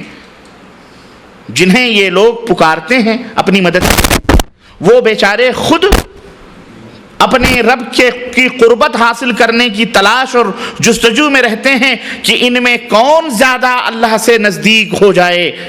وہ خود اس کی رحمت کی امید رکھتے ہیں اور اللہ کے عذاب سے خوف زدہ رہتے ہیں۔ تیرے رب کا عذاب واقعی ڈرنے کی چیز ہے۔ ترجمہ ختم ہوا۔ اس آیت کریمہ میں جو لفظ وسیلہ آیا ہوا ہے اس کا بھی وہی مفہوم ہے جو ابھی پچھلی آیت کے حوالے سے آپ نے سماعت فرمایا۔ چنانچہ جلالین یہ مارکۃ الاعلیٰ تفسیر ہے اور ہر مدارس میں علماء کو، طلباء کو پڑھائی جاتی ہے۔ اس میں الوسیلہ کی تفسیر کرتے ہوئے انہوں نے کیا کہا؟ القربۃ بالطاعہ کے لفظ سے یہ وسیلہ کا معنی بیان کیا ہے، یعنی طاعت اور فرما برداری کے ذریعے اللہ کا قرب حاصل کرنا، طاعت اور فرما برداری کے ذریعے اللہ کی نزدیکی حاصل کرنا۔ علامہ اسماعیل حقی حنفی رحمۃ اللہ علیہ نے بھی وسیلے کی یہی تفسیر بیان کی ہے کہ القربۃ بالطاعۃ والعبادہ، طاعت اور عبادت کے ذریعے سے اللہ رب العزت کا قرب حاصل کیا جائے۔ قرآن مجید میں یہ لفظ وسیلہ صرف انہی دو مقامات پر وارد ہوا ہے اور ان دونوں جگہوں پر ایک ہی معنی اور ایک ہی مفہوم ان دونوں جگہوں پر آیا ہوا ہے، یعنی عبادات اور تقوی اور نیکیاں اور عمل صالح اور حرام چیزوں اور فحش چیزوں سے اجتناب کر کے اللہ عز و جل کا قرب حاصل کرنا، درجات حاصل کرنا، اللہ سے اللہ کی طرف بلندی کی طرف نزدیکی حاصل کرنا۔ تو یہ ایسی چیز ہے، یہ ایسا معنی ہے جس کے اوپر تمام مفسرین اہل السنہ والجماعہ کا اتفاق ہے اور یہی وسیلے کا معنی ہے۔ البتہ یہ لفظ حدیث شریف میں بھی ایک جگہ آیا ہوا ہے، لیکن حدیث میں یہ لفظ آیا ہے لیکن اس معنی میں نہیں آیا ہے جس معنی میں قرآن میں آیا ہے۔ چنانچہ آپ سب کو معلوم ہے وہ حدیث ابھی میں پڑھوں گا, آپ کہیں گے ہاں یہی ہے. وہ حدیث صحیح مسلم کے اندر کتاب الصلاح کے اندر یہ حدیث آئی ہوئی ہے. حضرت عبداللہ بن عمرو سے روایت ہے کہ رسول اللہ صلی اللہ علیہ وسلم نے فرمایا اذا سمعتم المؤذن فقولوا مثل ما يقول ثم صلوا علي فإنه من صلى علي صلاة صلى الله عليه بها 10 ثم صلوا الله للوسيلة فإنها منزلة في الجنة لا تنبغي إلا لعبد من عباد الله وأرجو أن أكون أنا هو فمن سأل لي الوسيلة حلت عليه الشفاعة. اللہ کے نبی صلی اللہ علیہ وسلم فرمایا جب تم مؤذن کی آواز سنو تو انہی الفاظ کو تم بھی دہراؤ. یعنی مؤذن اگر یہ کہتا ہے اللہ اکبر تو تم بھی کیا کہو؟ اللہ اکبر کہو. مؤذن کہے اشہد ان لا الہ الا اللہ تو تم بھی کیا کہو؟ اشہد ان لا الہ الا اللہ. ہمارے یہاں اس کو چینج بھی کیا گیا ہے. ہمارے یہاں جب اللہ اکبر کہتے ہیں تو دو لوگ کہتے ہیں جل جلالہ جل ثناہ اور پتہ نہیں کیا کرتے ہیں. اور جب کہتا ہے اشہد ان لا الہ الا اللہ تو اس پر بھی پتہ نہیں کیا کہتے ہیں. جب اشہد ان محمد رسول اللہ کہتا ہے تو بجائے اشہد ان محمد رسول اللہ کے صلی اللہ علیہ وسلم اور پھر انگوٹھا چومتے ہیں, ہے نا. ہمارے یہاں یہ چیزیں جاری ہیں. اللہ کے رسول کا فرمان سنو. اللہ کے نبی صلی اللہ علیہ وسلم صحیح مسلم کی حدیث کہ قولوا مثل ما یقول المؤذن, اسی طرح کہو اسی طرح تم بھی دہراؤ جس طرح مؤذن دہراتا ہے, مؤذن کہتا ہے. پھر جب مؤذن اذان ختم کر لے تو پھر میرے اوپر درود بھیجو, میرے اوپر درود بھیجو. پھر درود بھیجنے کے بعد اللہ تعالیٰ سے میرے لیے وسیلہ مانگو, اللہ تعالیٰ سے میرے لیے وسیلہ مانگو. کیوں؟ وسیلہ ایک بلند مقام ہے جو اللہ کے صرف ایک ہی بندے کے لیے مناسب ہے, اور میں امید رکھتا ہوں کہ وہ بندہ میں ہی ہوں. تو جو شخص میرے لیے اللہ سے وسیلے کی دعا کرے گا اس کے لیے میری شفاعت حلال ہو جائے گی, ثابت ہو جائے گی. اس حدیث پاک میں جو وسیلے کا لفظ وارد ہوا ہے وہ قرآن میں جو وسیلہ آیا ہوا ہے اس سے مختلف ہے, اس سے مختلف ہے. لیکن یہاں اب آپ کہیں گے وہ وسیلہ وہ کیسے ہے؟ وہ حدیث پاک اللہ کے رسول صلی اللہ علیہ وسلم نے فرمایا کہ اذان کے بعد جب آپ اذان کی آواز سنیں تو کیا کہیں؟ اللہم اذان جب ختم ہو جائے تو کہیں اللہم صلی علی محمد وعلی آل محمد کما صلیت علی ابراہیم وعلی آل ابراہیم انک حمید مجید. اللہم بارک علی محمد وعلی آل محمد کما بارکت علی ابراہیم وعلی آل ابراہیم انک حمید مجید. اللہم رب هذه الدعوة التامة والصلاة القائمة آتی محمدا الوسیلہ. آتی ہاں یہ ہے مانگنا, اے اللہ میرے نبی محمد صلی اللہ علیہ وسلم کو مقام وسیلہ عطا فرما. مقام آت محمدا الوسیلہ وبعثہ مقاما محمودا الذی وعدتہ, اور میرے نبی کو مقام محمود عطا فرما جس کا اے اللہ آپ نے وعدہ کیا ہے. تو اللہ کے نبی صلی اللہ علیہ وسلم فرماتے ہیں جو شخص یہ دعا پڑھے گا اذان کے بعد, میرے اوپر درود پڑھے گا, اس کے بعد یہ دعا پڑھے گا, ایسے شخص کے لیے قیامت کے دن میری شفاعت حلال ہو جائے گی. تو ہم کو چاہیے کہ اس کا التزام کریں کہ اذان سننے کے بعد اپنے نبی پر درود بھیجیں اور اس کے بعد یہ دعا پڑھیں. ٹھیک ہے میرے عزیزوں, میرے دوستوں اور بھائیوں, یہ وسیلے کے چند مفاہیم اور معنی تھے. اب آئیے وسیلہ, اب ہماری جو بحث ہے, ہماری جو گفتگو اس وسیلے پر نہیں ہے جو اذان میں ہم اللہ کے نبی صلی اللہ علیہ وسلم سے مانگتے ہیں. ہمیں واضح ہو گیا کہ وسیلہ ایک بلند مقام ہے جس کے لیے اللہ کے نبی نے ہمیں اپنی امت کو یہ تعلیم دی ہے کہ وہ اللہ تعالیٰ سے میرے لیے مانگو. یہ وسیلہ وہ وسیلہ نہیں ہے جو قرآن میں اللہ تبارک تعالیٰ نے ہمیں کہا ہے کہ وہ وسیلہ ڈھونڈو, یعنی اللہ کا قرب حاصل کرنے کے لیے, نزدیکی حاصل کرنے کے لیے. سمجھ رہے ہیں؟ اللہ سے ذریعہ حاصل کرو, یعنی طاعت اور اللہ کی فرما برداری کر کے وہ ذریعہ اللہ کا قرب حاصل کرو. وسیلے کی ضرورت بندے کو کیوں پڑتی ہے؟ کیوں پڑی آخر؟ اصل میں وجہ یہ ہے کہ بندہ ضعیف ہے, کمزور ہے, لاچار ہے, مجبور ہے. کوئی بھی لمحہ وہ اللہ کے فضل و کرم سے بے نیاز نہیں ہو سکتا. ہمیشہ وہ محتاج ہے اپنے رب کا, اپنے مالک کا. چنانچہ حدیث قدسی میں اللہ کے رسول صلی اللہ علیہ وسلم فرماتے ہیں کہ ارشاد باری تعالیٰ ہے کہ یا عبادی کلکم ضال الا من ہدیتہ فاستہدونی اہدکم یا عبادی کلکم جائع الا من اطعمتہ فاستطعمونی اطعمکم یا عبادی کلکم عار الا من کسوتہ فاستکسونی اکسکم. اللہ کے رسول صلی اللہ علیہ وسلم فرماتے ہیں کہ اللہ تعالیٰ کا فرمان ہے کہ اے میرے بندو تم سب کے سب گمراہ ہو سوائے اس شخص کے جسے میں ہدایت دوں. تم سب کے سب گمراہ ہو سوائے اس شخص کے جسے میں ہدایت دوں، اس لیے اے میرے بندو تم مجھ سے ہدایت طلب کرو، میں تمہیں ہدایت دوں گا. اے میرے بندو تم سب کے سب بھوکے ہو سوائے اس شخص کے جسے میں کھلاؤں، اس لیے مجھ سے کھانا طلب کرو، میں تمہیں کھلاؤں گا، میں تمہیں کھلاؤں گا. اے میرے بندو تم سب کے سب ننگے ہو سوائے اس شخص کے جسے میں کپڑا پہنا دوں، اس لیے کپڑا بھی مانگنا ہے تو مجھ سے مانگو، کپڑا بھی مانگنا ہے مجھ سے مانگو، میں تمہیں کپڑا پہناؤں گا. اللہ اکبر. یہ حدیث قدسی ہے، یہ اللہ کے رسول صلی اللہ علیہ وسلم. ان تمام ضرورتوں کے علاوہ کپڑا، کھانا پینا، جب اللہ کے محتاج ہیں ہم اور اللہ ہی ہم کو دینے والا ہے، ہدایت سے لے کر کھانا پینا کپڑا سب کچھ، میرے بھائیوں ان تمام ضرورتوں کے علاوہ بھی بہت ساری ایسی ضرورتیں ہیں جس میں انسان ضعیف ہے، کمزور ہے. زندگی کے اندر متعدد ایسی خطرناک گھاٹیاں اس کے سامنے پیش آتی ہیں جنہیں پار کرنے کے لیے وہ اللہ کی طرف اپنے ہاتھوں کو بلند کرتا ہے اور مجبور ہو جاتا ہے اپنے رب کو پکارنے کے لیے، اور اللہ رب العزت سے دعا کرنا، استغفار کرتا ہے. وہ اس وقت اللہ تبارک تعالیٰ نے چنانچہ عاجز بندے کی اطمینان کے لیے اللہ تعالیٰ نے قرآن کریم میں ارشاد فرمایا امن یجیب المضطر اذا دعاہ ویکشف السوء ویجعلکم خلفاء الارض االہ مع اللہ قلیلا ما تذکرون. سورہ النمل آیت نمبر 62 62. کون ہے جو بے کس کی بے قراری کی پکار کو سن کر، اس کے پکار کو سن کر اس پہ لبیک کہتا ہے؟ کون ہے جو اسے قبول کرتا ہے اور اس کی سختی کو دور کرتا ہے اور تمہیں زمین کا خلیفہ اور سردار بناتا ہے؟ کیا اللہ کے علاوہ بھی کوئی تمہارا معبود ہے؟ الہ مع اللہ، کیا اللہ کے سوا بھی تمہارا کوئی معبود ہے؟ تم بہت کم نصیحت حاصل کرتے ہو، وہ سب اللہ ہی ہے. تو اس سے معلوم ہوا کہ مضطر اور لاچار کے لیے اللہ تعالیٰ کی ذات کے سوا اس کائنات میں کوئی نہیں ہے جسے وہ مصیبتوں اور پریشانیوں کے وقت ایسی ذات کو پکارتا ہے جو صرف قادر مطلق ہے.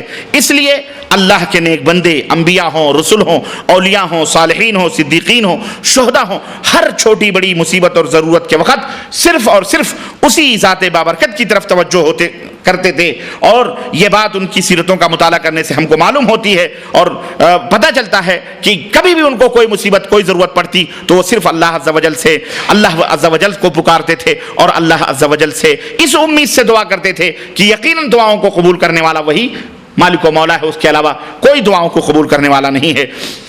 تو میرے عزیزو انہی دعاؤں کی قبولیت، دعا کو قبول کروانے کے لیے وہ مختلف اللہ تعالیٰ نے ڈھنگ اور طریقے بھی بتلائے کہ مجھ سے مانگو تو اس ڈھنگ سے مانگو. انہی آداب میں سے ایک ادب وسیلہ بھی ہے، انہی آداب دعا میں سے ایک ادب وسیلہ بھی ہے، اور وہ ڈھنگ اللہ تعالیٰ نے ہم کو بتائے ہیں، وہ ادب بھی اللہ اور اس کے رسول نے ہم کو سکھلا دیے ہیں کہ اس ادب اور اس ڈھنگ سے اگر اللہ تعالیٰ سے مانگو گے تو اللہ تمہیں ضرور عطا فرمائے گا. لیکن بدقسمتی سے جہاں اور بہت ساری چیزیں عبادتوں میں ہمارے گھس گئی ہیں، شرک کے تعلق سے، بدعت کے تعلق سے، اس ادب دعا کی تعلق سے بھی بہت ساری خرافات ہمارے درمیان آ گئیں، اور دعائیں جو مخ العبادہ، جو عبادت کا مخ ہیں، مغز ہیں، یا دعا ہی عبادت ہے، اس میں بھی ہم نے بہت ساری خرافات اور بہت ساری چیزیں لا کر کے گھسیڑ دیں. اس لیے نہ ہماری دعا قبول ہوتی ہے اور نہ ہی ہم نہ دنیا میں کامیاب ہے نہ آخرت، تو اللہ ہی مالک ہے. بہت ساری بدعتیں اور بہت ساری چیزیں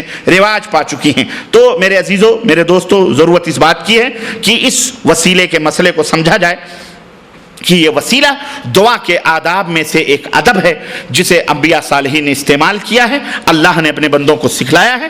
آئیے اب یہ دیکھتے ہیں کہ جب یہ کون سا وسیلہ ہے، کون سا ادب ہے، اور کون سا وسیلہ ہے جو ہمارے لیے حلال ہے، جائز ہے، اور کون سا وسیلہ ہے جو ہمارے لیے حرام اور ممنوع ہے. یہیں سے ہم کو پتہ چلتا ہے وسیلے کے دو شکلیں، دو قسمیں ہیں، ایک جائز وسیلہ اور ایک ناجائز وسیلہ. جو ہے جائز وسیلہ، قرآن کریم اور احادیث کے اوپر گہری نظر رکھنے والے علماء اور طلباء اس حقیقت کو جانتے ہیں اور سمجھتے ہیں کہ جائز وسیلے کی متعدد شکلیں اور صورتیں ہیں. چنانچہ 3 قسمیں عام طور پر تمام شکلوں کو جمع کرنے کے بعد میں جائز وسیلے 3 طرح کے ہیں جو ہمارے لیے حلال ہیں، جائز ہیں اور کرنا چاہیے. کتنے ہیں وہ؟ 3 ہیں، یاد رکھیے ذہن میں. اور اس کے علاوہ جتنے ہیں سب حرام ہیں، ممنوع ہیں. یہ 3 وسیلے 3 طرح کے وسیلے جائز ہیں. پہلا وسیلہ اللہ عز و جل کے ناموں اور اللہ کے پیارے پیارے صفتوں کا وسیلہ لینا. اللہ کے نام اللہ ہے، رحمان ہے، رحیم ہے، صفات ہیں، رزاق ہے، ذوالقوت المتین ہے، متکبر ہے، جبار ہے، قہار ہے، اللہ رب العزت ودود، یہ سب صفات ہیں اللہ تبارک و تعالیٰ کی. تو وسیلہ لینا اللہ کے ناموں کا اور اللہ تبارک و تعالیٰ کے صفات کا. دلیل اس کی کیا ہے؟ اللہ رب العزت نے فرمایا وَلِلَّهِ الْأَسْمَاءُ الْحُسْنَى فَادْعُوهُ بِهَا وَلِلَّهِ الْأَسْمَاءُ الْحُسْنَى فَادْعُوهُ بِهَا وَذَرُوا الَّذِينَ يُلْحِدُونَ فِي أَسْمَائِهِ سَيُجْزَوْنَ مَا كَانُوا يَعْمَلُونَ سورہ الاعراف آیت نمبر 180. اور سنو ترجمہ، اور اللہ تعالیٰ کے تمام نام اچھے ہیں. اللہ کے جتنے بھی نام ہیں، کتنے سب کیا ہیں؟ اچھے ہیں. انہی ناموں سے اسے پکارو، انہی ناموں سے اسے پکارو. اسی لیے بہت سارے اہل علم یہ کہتے ہیں اللہ کو ایشور کہنا، پرماتما کہنا، بھگوان کہنا یہ جائز نہیں. اللہ کو گاڈ کہنا، فلانا کہنا جائز نہیں، کیوں؟ یہ اللہ کا نام نہیں ہے. بلکہ بعض اہل علم کہتے ہیں خدا بھی نہیں کہنا چاہیے. کیوں؟ اس لیے کہ خدا کا لفظ یہ اللہ کے ناموں میں سے نہیں ہے. تو تم مومن ہو تو اللہ کا نام یاد کرو. آپ اپنے 14 بچے ہوں، 20 بچے ہوں، سب کے نام کو جانتے ہیں، اپنے خاندان بھر کے ناموں کو جانتے ہیں، چاہے 100 ہوں چاہے 200 ہیں. تو اللہ جو ہمارا سب کچھ ہے، ماوا ہے، ملجا ہے، سب کچھ دینے والا، ہم اس اللہ کے ناموں کو کیوں نہ یاد رکھیں اور کیوں نہ اس نام سے اللہ کو پکاریں؟ اگر آپ کے نام کو چھوڑ کر کوئی دوسرا نام کوئی پکارے تو آپ کو تکلیف ہوگی کہ نہیں تکلیف ہوگی؟ اسی لیے اپنا دیا ہوا نام نہیں، اللہ نے جو اپنے لیے اپنے نام کو منتخب کیا ہے اس نام سے اللہ کو پکارنا چاہیے. تو اللہ ہی کہنا چاہیے، رحمان ہی کہنا چاہیے، رحیم ہی کہنا چاہیے. اس کو خدا، گاڈ اور کیا کہتے ہیں پرماتما، ایشور، پرمیشور، فلانیہ ڈھکانیہ، بھگوان نہیں. یہ سب کافروں کے دیے ہوئے نام ہیں. یہ کس کے نام ہیں؟ کافروں کے دیے ہوئے نام ہیں. اللہ کو ان ناموں سے پکارو جو اللہ نے اپنے لیے منتخب فرمائے ہیں. ٹھیک ہے؟ تو اللہ رب العزت نے فرمایا کہ اللہ تعالیٰ کے تمام نام اچھے ہیں، انہی ناموں سے اسے پکارو. اور ایسے لوگوں کو چھوڑ دو جو اس کے ناموں میں کجروی سے کام لیتے ہیں، ادھر سے ادھر دوسرے نام اختیار کرتے ہیں. انہیں ان کی کجروی کی سزا قیامت کے دن ملے گی. اللہ کے رسول صلی اللہ علیہ وسلم نے بھی ارشاد فرمایا یا ذل جلال والاکرام سے چمٹر ہو، یعنی اللہ سے دعا کرو تو یا ذل جلال والاکرام، یا ذل جلال والاکرام، یہ اللہ کا اللہ کے صفات ناموں میں سے، صفات میں سے صفت. تو یہ بات خاص، یہ بات ہر شخص کو معلوم ہے کہ اللہ تعالیٰ کے بہت سارے پیارے پیارے نام اور اچھی اچھی صفتیں ہیں جن میں اس کی مختلف خوبیوں کا ذکر ہے. اس لیے جہاں جس چیز کی ضرورت ہو اس کی اس خوبی کو ابھارا جائے. اگر آپ کو روزی چاہیے، اے اللہ تو رزاق ہے، ترزق من یشاء بغیر حساب، جس کو چاہتا ہے ان اللہ یرزق من یشاء، ان اللہ یرزق من یشاء بغیر حساب. اللہ تو جس کو چاہتا ہے بے حساب روزی دیتا ہے. اے اللہ تیرے ناموں میں سے رزاق ہے، میں روزی کا محتاج ہوں، اللہ مجھے روزی دے دے. اے اللہ تو شفا دینے والا ہے، مجھے شفا دے دے. اے اللہ تو، یعنی جیسے جیسے اس کے نام ہیں ان ناموں کی صفتوں سے اس کو پکارا جائے تو یہ اللہ رب العزت کے لیے بہت ہی بہتر ہے. اس لیے بندے کو جس قسم کی ضرورت ہو، علماء نے فرمایا کہ اس قسم کی ضرورت کے پیش نظر اسے یاد کیا جائے. جیسے اے اللہ تو رحمان ہے، رحیم ہے، لہذا ہمارے اوپر رحم فرما. اے اللہ تو رزاق ہے، ہر کس و ناکس اور چرند پرند کو روزی دیتا ہے. اے اللہ میری روزی میں کشادگی دے دے. اے اللہ میری روزی میں برکت دے دے. اے اللہ تو غفور ہے، غفار ہے. اے اللہ میں گنہگار ہوں، بدکار ہوں، اس گنہگار بندے کو معاف فرما دے. سمجھ میں بات آئی کہ نہیں؟ اے اللہ تو ہر نیک و بد کی دعا کو سنتا ہے، سمیع بصیر ہے. اے اللہ اس مسکین اور غریب کی دعا کو بھی سن لے. اے اللہ ہمیں بھی معاف فرما دے. قرآن مجید اور احادیث میں اس قسم کے وسیلوں کی بہت ساری تعداد موجود ہے. میں اگر انہیں ذکر کروں تو آپ کو حیرت ہوگی، اسی میں ٹائم صرف ہو جائے گا. صرف ایک دعا جو حضرت ابراہیم علیہ السلام نے اللہ کے حضور کی تھی، میں وہ دعا آپ کو سناؤں تاکہ آپ کو پتہ چلے کہ حضرت ابراہیم علیہ السلام نے اللہ کے حضور کیسے دعا کی. رب فرماتے ہیں قرآن کریم میں اس کا انداز سورہ ابراہیم میں 38 اور 41 نمبر میں اس کو ذکر کیا گیا ہے. ربنا انک تعلم ما نخفی وما نعلن وما يخفى على الله من شيء في الارض ولا في السماء الحمد لله الذي وهب لي على الكبر اسماعيل واسحاق ان ربي لسميع الدعاء رب اجعلني مقيم الصلاة ومن ذريتي ربنا وتقبل دعاء ربنا اغفر لي ولوالدي وللمؤمنين يوم يقوم الحساب. سنو دعا کے آداب سنو. اللہ کے اسماء صفات کا ذکر ابراہیم نے کیا. کسی کے پاس جاؤ مانگنے کے لیے کچھ تو آپ بھی ایسے نہیں کہ دو فلانے سیٹ صاحب 10 روپے دے دو یا 2000 دے دو. نہیں, بیٹھو گے, حال چال پوچھو گے, تعریف کرو گے. ماشاءاللہ آپ کا نام بڑا سنا ہے ہم نے, غریبوں کی مدد کرتے ہیں, سخاوت کرتے ہیں, اللہ نے آپ کو نوازا ہے, اللہ آپ کو اور دولت دے. اور کہنے کے بعد جب اس سے کہو گے میں بھی ایک ضرورت سے آیا ہوں آپ کی خدمت میں, مجھے ذرا 2000 قرض کی ضرورت ہے یا ہدیے کی ضرورت ہے یا مدد کی ضرورت ہے, تو جب اس طرح سے مانگو گے تو سخت سے سخت دل آدمی ہوگا تو وہ سوچے گا لاؤ کچھ نہ کچھ تو دے ہی دیں. اور اگر جاؤ گے فلانے 2000 روپے دو, نہ آپ سے کبھی پہچان ہے, نہ آپ نے کبھی جانا ہے, نہ کبھی کچھ, ایسے کوئی دے دے گا آپ کو 2000 روپے؟ 10 روپے 1 روپے نہیں دے گا کوئی, الٹا جوتا کھینچ کے مارے گا بےغرض. مانگنے کا ایسے ہی مانگنا. ہم بھی مانگتے ہیں, ہم بھی مانگتے ہیں اللہ تعالیٰ سے, دعا کرتے ہیں. دعا کیسے کرتے ہیں آپ سب جانتے ہیں, ہمارے یہاں کے لوگ دعا کیسے کرتے ہیں. دعا مانگ رہے ہیں, ہاتھ اٹھائے ہوئے ہیں, چھت تک ڈار ہیں, بنا دینا دنیا سے, بھاگے دکان کھول لی ہے. اللہ کے بندے ایسے اللہ دے گا؟ ایسے تو بندہ نہیں دے گا, اللہ کیا دے گا؟ سمجھ میں بات آ رہی کہ نہیں آ رہی؟ ایسے دعا مانگی جاتی. ارے مانگنا ہے, جو مانگنا ہے سلیقے سے اس طرح مانگو.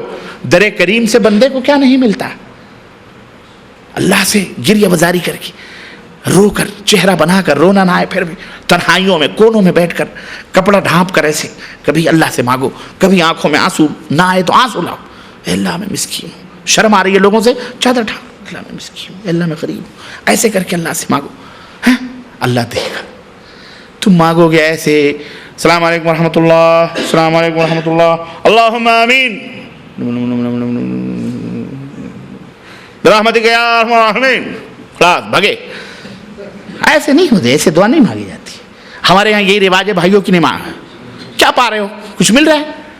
عربوں کو دیکھو نماز میں کھڑے ہوتے ہیں, ایسا روتے ہیں, ایسا روتے ہیں. اوہو, ہم نہیں سمجھتے ہیں پھر بھی ہمیں رلائی آ جاتی. بولو آتی کہ نہیں آتی؟ تراویح ہو, قرآن پڑھتے ہیں, تب ان کو ملتا ہے وہی زبان ہے, وہ سمجھتے ہیں ہم اللہ سے مانگ رہے ہیں. ہمارے یہاں تو پتہ نہیں کیسے کیسے وسوسے ہیں, ٹانگوں میں درد ہو جاتی ہے, سر میں درد ہو جاتا ہے, فلانے یاد آتے ہیں, ٹھکانے یاد آتے ہیں, پتہ نہیں کیا یاد آتے ہیں. میرے بھائیوں صحیح مسلمان بنو.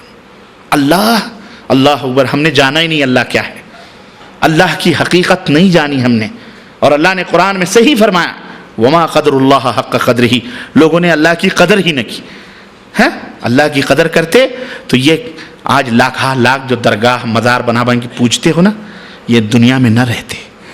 اس کی ضرورت نہیں تھی ہم کو, ہمارے لیے مسجدیں کافی تھیں. آج مسجدیں ویران ہیں, درگاہ آباد ہیں, خوب ڈیگیں, جمعرات کی 11ویں, مرغے, شیخ سدو کے بکرے, غوث پاک کا مرغا, یہ عید میلاد النبی کے جشن, یہ شب برات کے حلوے, یہ رجب کے کنڈے, یہ مزارات پہ حاضری, یہ پیٹرومیکس سے مردوں کو بلانا, اور نیاز اور فاتحے. مولوی کو کیا ہے, مولوی تو اس کا بھرتے ہی نہیں. مولوی کو مزے ہی مزے ہیں, تم کھلا رہے ہو, اس کو کیا ضرورت ہے, تم جہنم میں جاؤ چاہے جنت میں جاؤ, وہ کیا ہے, زور کھانے کو مل رہا ہے. اور سب دین کے نام پر, اسلام کے نام پر. میرے بھائیوں, میرے عزیزوں, میرے دوستوں, اللہ کی قسم یہ سب جہنم کے کندے ہیں, یہ سب شیاطین ہیں. اللہ کی قسم, اللہ سے توبہ کرو. یہ محنت کی کمائیاں اللہ کی راہ میں صدقہ زکوٰۃ یتیم بیوہ مسکینوں کو دو. ان ملانوں کو مت دو جو نیاز اور فاتح درگاہ مزار کے نام پر مانگتے ہیں لوگ. شد علم, چبوترے, جھنڈے گنڈے جو محلوں میں پوجتے ہیں, سب حرام شرک. یہ وسیلے لیتے ہیں, وسیلہ ہے. ان کو کھلانے سے اللہ راضی ہو جائے گا؟ وہ بیچارے کو تو ملتا ہی نہیں, مردہ تو اندر پتہ نہیں جہنم میں ہوگا کہ جنت میں ہوگا. اس کا البتہ اس کی جنت بنی ہوئی ہے, مولانی ٹرا مار کے سو رہی ہیں, ٹفن آپ پہنچا رہے ہو, کھانا آپ بنا رہے ہو, مرغیاں آپ دے رہے ہو, اس کو کیا پڑی. اس لیے اللہ سے سنو, نبی اللہ سے کیسے دعا کرتے ہیں, ربنا, اے ہمارے رب, تو خوب جانتا ہے جو ہم چھپائیں اور جو ظاہر کریں, اور زمین و آسمان کی کوئی چیز اللہ پر پوشیدہ نہیں. اللہ کا شکر ہے جس نے مجھے بڑھاپے میں اسماعیل اور اسحاق عطا فرمائے. دیکھیں اللہ کی تعریف بھی کر رہے ہیں, اللہ کا شکر بھی ادا کر رہے ہیں. ابھی دیکھو, اب یہ اس کو کہتے ہیں, ہاں یعنی تیاری ہو رہی ہے کیا. اے اللہ کا شکر ہے جس نے مجھے بڑھاپے میں اسماعیل اور اسحاق عطا فرمائے. بے شک میرا رب دعاؤں کا سننے والا ہے. بے شک میرا رب اب مانگنا شروع ہو رہے ہیں. یہ کہنے کے بعد اب مانگ رہے ہیں. کیا مانگ رہے ہیں؟ اے میرے پالنے والے مجھے نماز کا پابند بنا دے. اللہ. حضرت ابراہیم کیا کہہ رہے ہیں؟ رب اجعلنی مقیم الصلاۃ. یہ نماز جس کی آج ہم رائے گاں جا رہے ہیں, ضائع جا رہے ہیں, اللہ کی قسم یہ نماز سب سے پہلے پوچھی جائے گی. عقیدے کی اصلاح کے بعد, توحید کے بعد سب سے پہلے نماز ہے. اس کو ضائع کرنے والے کبھی آباد نہیں ہو سکتے. جو اللہ کے گھروں کو ویران کریں گے ان کا گھر کبھی آباد نہیں ہو سکتا. اے مسلمانوں, نماز نہ چھوڑو, نماز کسی بھی حالت میں مت چھوڑو, نماز پڑھو, نماز کی پابندی. نبی ہیں لیکن کیا کہہ رہے ہیں؟ آج ہم نماز پڑھنے والوں کو مزہ, ارے نماز میں تم کو کیا ملے گا, نماز کیوں پڑھتے ہو؟ نماز ہی تو ہے. نماز میں جو لذت ہے, نماز میں جو برکت ہے, نماز سے جو ہمیں ملتا ہے, اللہ اکبر, اس کا تذکرہ اگر آپ فائدے اس کے سنیں گے تو آپ دانتوں تلے انگلی دبائیں گے. آپ کو پتہ نہیں نماز کی اہمیت کا, بہت بڑی اہمیت ہے اس کی. نہ کچھ پیسہ لگتا ہے, نہ روپیہ لگتا ہے, نہ کچھ. گرمی ہو سردی ہو, بہترین قالینوں پر وضو بنا کر, حمامات صاف ستھرے خوشبودار وضو بنا کر مسجد میں آپ جاؤ, نماز پڑھو. ہمارے گھروں میں ایسی قالینیں نصیب نہیں ہیں جن پر ہم کم از کم 10-15 منٹ کے لیے اللہ کے دربار میں کھڑے ہو کے سجدہ کرتے ہیں, ہے کہ نہیں؟ کتنی باعزت چیز ہے. اس لیے نماز, نبی کہہ رہے ہیں میرے پالنے والے مجھے نماز کا پابند بنا دے. وَمِن ذُرِّيَّتِي, اور میری اولاد کو بھی نماز کا پابند بنا. ہمیشہ دعا کیا کرو یہ کہ اللہ مجھے بھی نماز کا پابند بنا اور میری آل اولاد کو بھی. اے ہمارے رب میری دعا قبول فرما. اے ہمارے پروردگار مجھے بخش دے, میرے ماں باپ کو بھی بخش دے اور دیگر مومنوں کو بھی بخش دے جس دن حساب ہونے لگے. سب کے لیے یہ مانگنا ہے. اس انداز سے مانگو گے تب اللہ دے گا. پہلے اس کی حمد بیان کرو, تعریف کرو, اللہ کے نبی پر درود بھیجو, کیونکہ اللہ کے نبی پر درود پڑھنے سے اللہ راضی اور خوش ہوتا ہے. اللہ راضی اور خوش ہوتا ہے اپنے حبیب پر. اللہم, اور درود اس طرح وہ میڈ ان انڈیا بریلی والا درود نہیں. وہ سب دیکھو ایک ایک چیز کو ملایا ہے ذلیلوں نے. اللہ کی قسم تمہیں ورجنالٹی سے ہٹا کر ڈپلیکیٹ مالوں پہ لگایا ہوا ہے. مکس مال چائنا کا. ایسے made in Bareilly, made in India, made in Pakistan, made in فلانے, میڈ ان فلانے. اصل جو قرآن و سنت کا میٹر ہے غائب. وہ نماز بھی نہیں ہے جو قرآن و سنت میں ہے. سبوں نے اپنے اپنے کتابوں میں فلانے نماز, ڈھکانے نماز, یہ حنفی نماز, یہ شافعی نماز, یہ مالکی نماز, یہ حنبلی نماز, یہ قادیانی نماز, یہ شیعہ والی نماز, یہ جعفری نماز بنایا, سب بنایا ہے. اگر انہیں چند چیزیں ورجنل ہیں, باقی چیزیں کیا ہیں بولو؟ مکس ہیں. ان مکس کو نکالو. جیسے باسمتی کا چاول کرنل آتا ہے نا, بالکل دھل کے ڈال دیا پتیلی میں, نہ کنکر ہے نہ پتھر ہے, چن کے آتا ہے. ایسے ہی میڈین مدینہ قرآن و سنت کی مہر لگی ہوئی نماز, عقیدے پختہ یوں ہونے چاہیے, تب جا کے یہ قبول ہوگی. ورنہ ایسے ہی مکس کھاتے کھاتے السر کے مریض ہو جاؤ گے, اپنڈکس کے مریض ہو جاؤ گے, ٹی بی کے مریض ہو جاؤ گے, کینسر کے مریض ہو جاؤ گے, پتہ نہیں کون سے مریض ہو جاؤ گے, مر جاؤ گے ایسے. اور مارکیٹ لوٹ رہے ہیں لوٹنے والے. ورجنالٹی یہاں قرآن و سنت. کوئی بھی چیز ہو قرآن و سنت کی دلیل چاہیے. اہلاً و سہلاً, ہمارا سر جھکا ہے. قرآن و سنت نہیں ہے, مع السلام. جاؤ, تم اپنے دور کے علامہ زمان ہوں گے, تم اپنے لیے ہوگے, ہماری تو جنت میں نہیں لے سکتے. تم جنت میں جانے کی ضمانت تو قرآن اور سنت کی تعلیم ہے کہ نہیں؟ اس لیے میرے عزیزو, میرے دوستو, سنو, غور کریں آپ ذرا اس دعا پر کہ امام الحنفاء سیدنا ابراہیم علیہ السلام کی اس دعا میں کتنے آداب بیان کیے گئے ہیں. کیا؟ سب سے پہلے اللہ کی قدرت کاملہ کا اقرار کیا انہوں نے, پھر اس کے بعد اس کی حمد و ثنا بیان کی, پھر اصل مدعا سے پہلے اللہ کی تعریف کی, اللہ تو دعاؤں کا قبول کرنے والا ہے, مجیب الدعوات ہے. نمبر 4, اس سے قبل بھی دعا کی اجابت اور قبولیت کا ثبوت. نمبر 5, آخر میں چل کے اللہ کے حضور اپنی درخواست پیش کرتے ہیں کہ رب اغفر لی, اے اللہ مجھے معاف کر دے, مجھے بخش دے, میرے والدین کو بخش دے, وللمؤمنین, مومنوں کو بخش دے, یوم یقوم الحساب, جس دن حساب کا دن آئے گا. میرے عزیزو, قرآن کریم میں بہت ساری مثالیں موجود ہیں. میں ان مثالوں کو صرف اگر نبیوں کی دعاؤں کو ذکر کروں, اللہ کی قسم صرف کتاب بن جائے گی, کتاب تیار ہو جائے گی, اور آپ پڑھیں گے, آپ کو اس میں لطف بھی آئے گا, ایمان بھی تازہ ہوگا. لیکن وقت نہیں ہے. میں نے ایک نمونہ آپ کو پیش کیا ہے کہ ہمیں بھی اسی طرح کی دعا اللہ تبارک و تعالیٰ سے مانگنی چاہیے.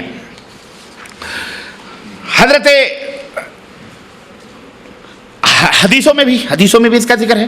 حضرت انس بن مالک رضی اللہ تعالیٰ عنہ فرماتے ہیں کہ ایک بار میں نبی کریم صلی اللہ علیہ وسلم کی خدمت میں حاضر تھا اور کچھ ہی دور ایک شخص کھڑا نماز پڑھ رہا تھا.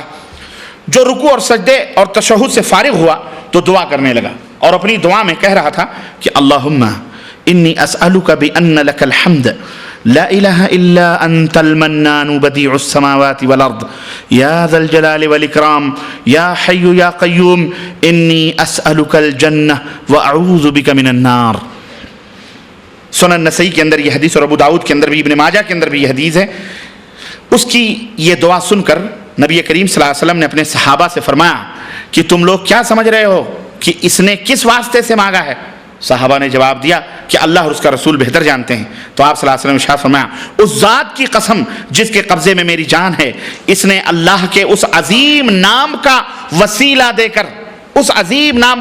کر دعا کی ہے کہ جب اس نام کے وسیلے سے دعا کی جائے تب وہ دعا قبول فرماتا ہے.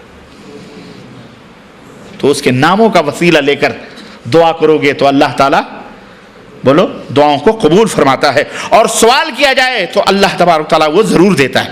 اب ترجمہ سنو اس نے کس طرح کی دعا کی تھی. ترجمہ ذرا سن لو. اس نے کیا کہا تھا اپنی دعا میں جس کے بارے میں اللہ کے نبی نے اتنی بڑی فضیلت بیان کی؟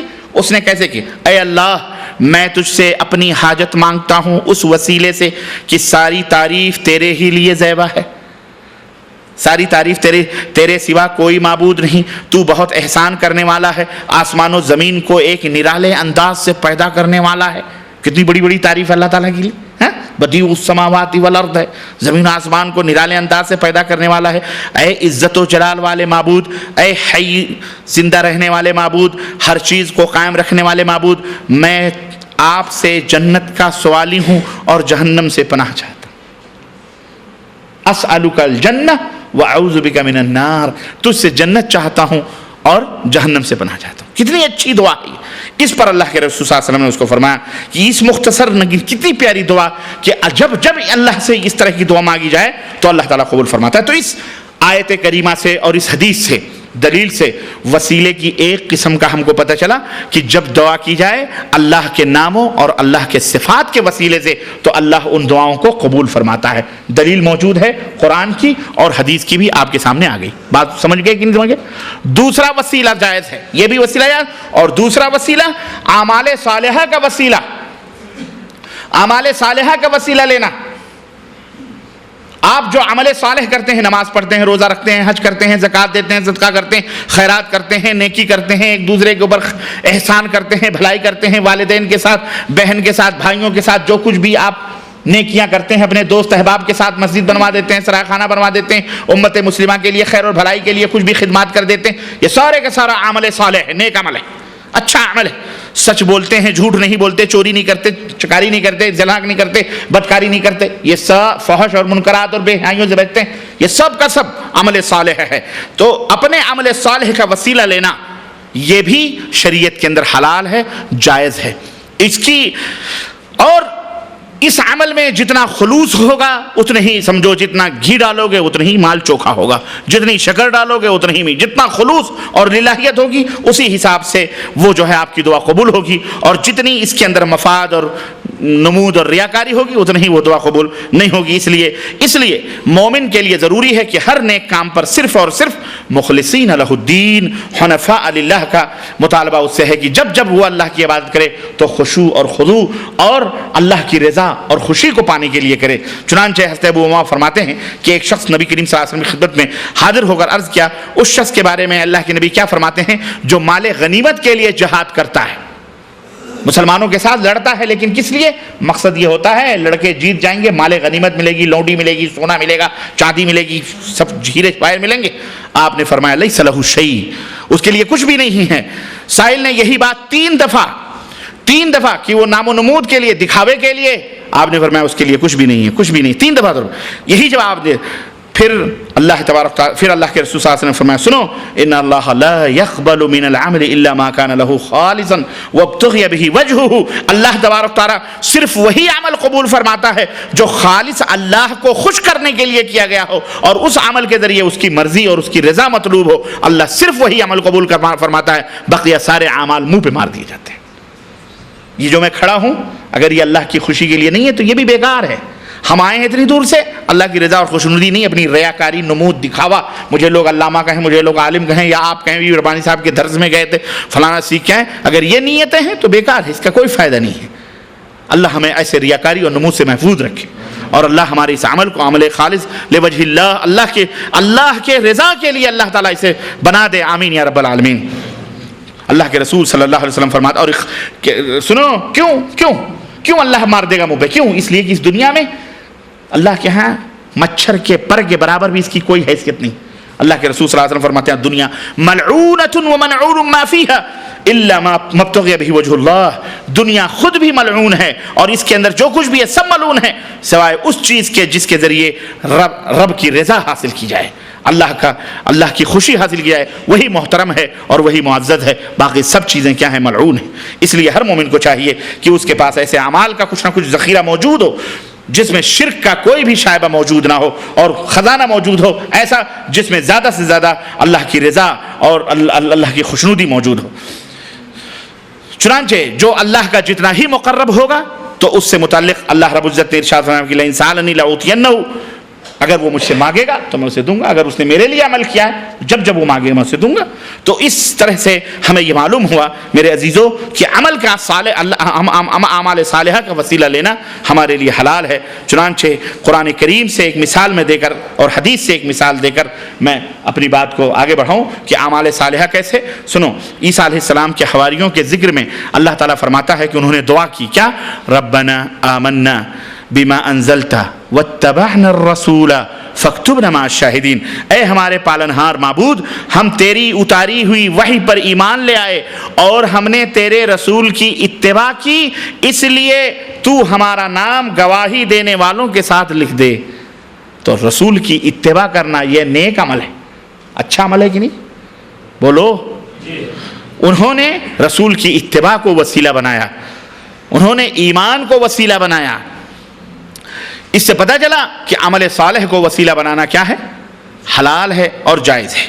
اسی طرح حدیث میں حضرت ابراہیم علیہ, مختصر واقعہ میں بیان کروں, حضرت ابراہیم, حضرت سارہ جو حضرت ابراہیم کی بیوی تھی, گئیں, آپ کو واقعہ معلوم ہوگا, فرعون کے بستی میں پہنچے, بڑی خوبصورت تھی حضرت سارہ, دنیا کی سب سے حسین ترین عورت تھی حضرت ابراہیم کی بیوی. چنانچہ فرعون کی خبیث کی یہ عادت تھی کہ جب بھی کسی خوبصورت عورت کو دیکھتا تھا تو وہ اپنے محل سرا میں بلا لیتا تھا عیاشی کے لیے. تو حضرت ابراہیم علیہ السلام کو بلایا, اس نے کہا یہ کون ہے؟ تو بیوی ہوتی تو بلا لیتا. تو حضرت ابراہیم نے توریہ کیا, یعنی کیا کہا؟ یہ ہماری بہن ہے.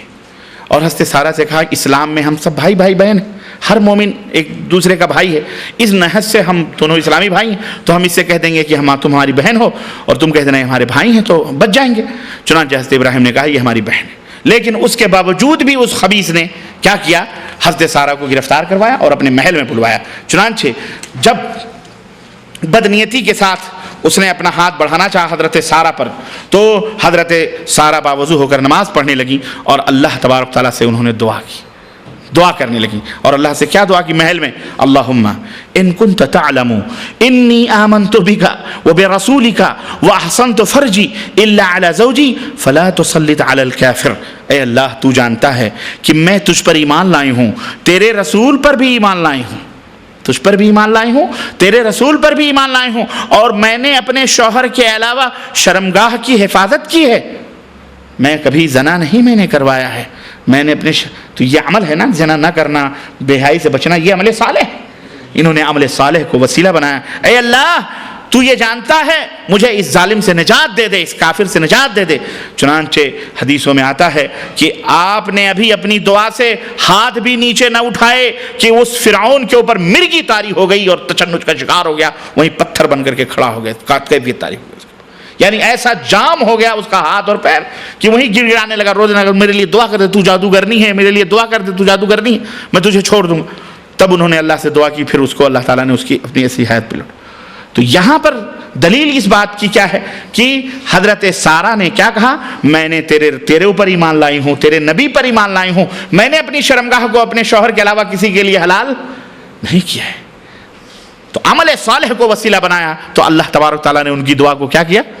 قبول فرمایا. تو عمل صالح کو وسیلہ بنانا بھی جائز ہے. اور حدیث کی دلیل ایک اور میں آپ کو بتاؤں، اور آپ کو معلوم ہے وہ 3 غار والوں کی روایت آپ سب میں سمجھتا ہوں بچپن میں بھی پڑھے ہوں گے کہ 3 آدمی تھے، غار میں گئے اور غار کا وہ ڈھک گیا تو انہوں نے کہا، ایک نے کہا میں اپنے ماں باپ کی خدمت کرتا تھا، اللہ مجھے غار پتھر ہٹا دے، پتھر ہٹ گیا۔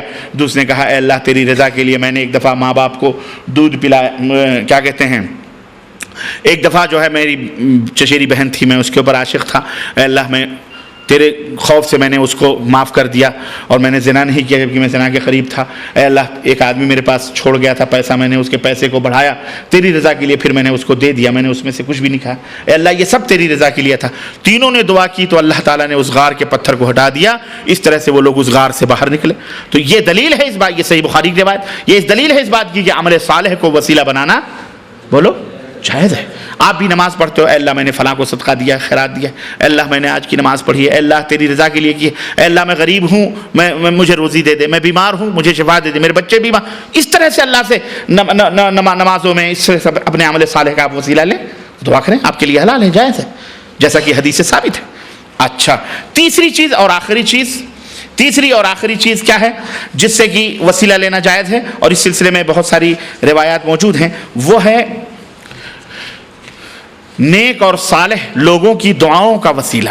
نیک اور صالح لوگوں کی بولو، ہاں، نیک اور صالح لوگوں کی ذات کا وسیلہ نہیں بلکہ ان کی، ہاں آپ نیک ہیں، صالح ہیں، کوئی نیک آدمی ہے، صالح آدمی آپ کی نظر میں، آپ اس کی دعاؤں کا وسیلہ لیں، یعنی اس کے پاس کہ میں بے اولاد ہوں، مولوی صاحب یا حضرت یا فلانے، اللہ سے دعا کرو کہ اللہ تعالیٰ میرے لیے کیا کرے، مجھے اولاد دے دے، تو اس کی دعا کا وسیلہ لینا ہے، اس کی دعا کا وسیلہ لینا، اور یہ بھی حلال ہے، اور قرآن کریم میں اور احادیث میں اس تعلق سے آیا ہے، بہت ساری روایتیں ہیں، اور اللہ نے خوشخبری بھی سنائی ہے کہ جب بندہ میرا ہو جاتا ہے تو جب بھی وہ مانگتا ہے، جو چیز بھی وہ طلب کرتا ہے تو میں اس کو عطا فرماتا ہوں، اور جب وہ لازماً جب وہ میری پناہ میں آنا چاہتا ہے تو میں اسے یقیناً پناہ دیتا ہوں۔ یہ اللہ کے اولیاء کی شان ہے، جو اللہ سے قریب ہوتے ہیں، جب اللہ سے مانگتے ہیں اللہ انہیں عطا فرماتا ہے۔ تو ایسے نیک اور صالحین سے دعا کی درخواست کرنا جو زندہ ہیں، آپ کے سامنے ہیں، کیا ہے، یہ حلال ہے، جائز ہے۔ چنانچہ قرآن کریم میں دیکھیے حضرت یعقوب اور حضرت یوسف علیہ السلام کا واقعہ، یوسف کے بھائیوں نے یوسف علیہ السلام کو کیا کیا، زندہ کنویں میں ڈھکیل دیا۔ المہم ایک زمانہ آیا سارے جمع ہو گئے، ماں باپ بھائی بہن سب جمع ہو گئے، اور جب یوسف علیہ السلام کے بھائیوں نے دیکھا یہ میرا بھائی ہے جس کو ہم نے کنویں میں ڈھکیلا تھا، آج تو یہ وزیر خزانہ بنا ہوا، اب تو کچھ، تو باپ سے غلطی تو ان سے ہوئی تھی، تو انہوں نے کیا کہا اپنے باپ سے، نبی تھے ان کے باپ، کہتے ہیں یا ابانا استغفر لنا ذنوبنا اننا كنا خاطئین، سورہ یوسف آیت نمبر 97، اے میرے ابا اللہ سے ہمارے لیے گناہوں کی معافی طلب کر دیجئے، اللہ سے ہمارے لیے گناہوں کی، ہاں وہ خود بھی کر سکتے تھے لیکن ابا نبی ہیں، نیک ہیں، اے اللہ ہم اے ابا آپ اللہ سے ہمارے لیے معافی مانگیے، کیونکہ آپ اللہ کے نیک بندے ہیں، آپ اللہ سے کہیں گے تو اللہ آپ کی ضرور سنے گا۔ ایسے لوگوں سے دعا کروانا، ہاں ایسے لوگوں سے، ہاں یہ حلال ہے، جائز ہے، اس طرح سے۔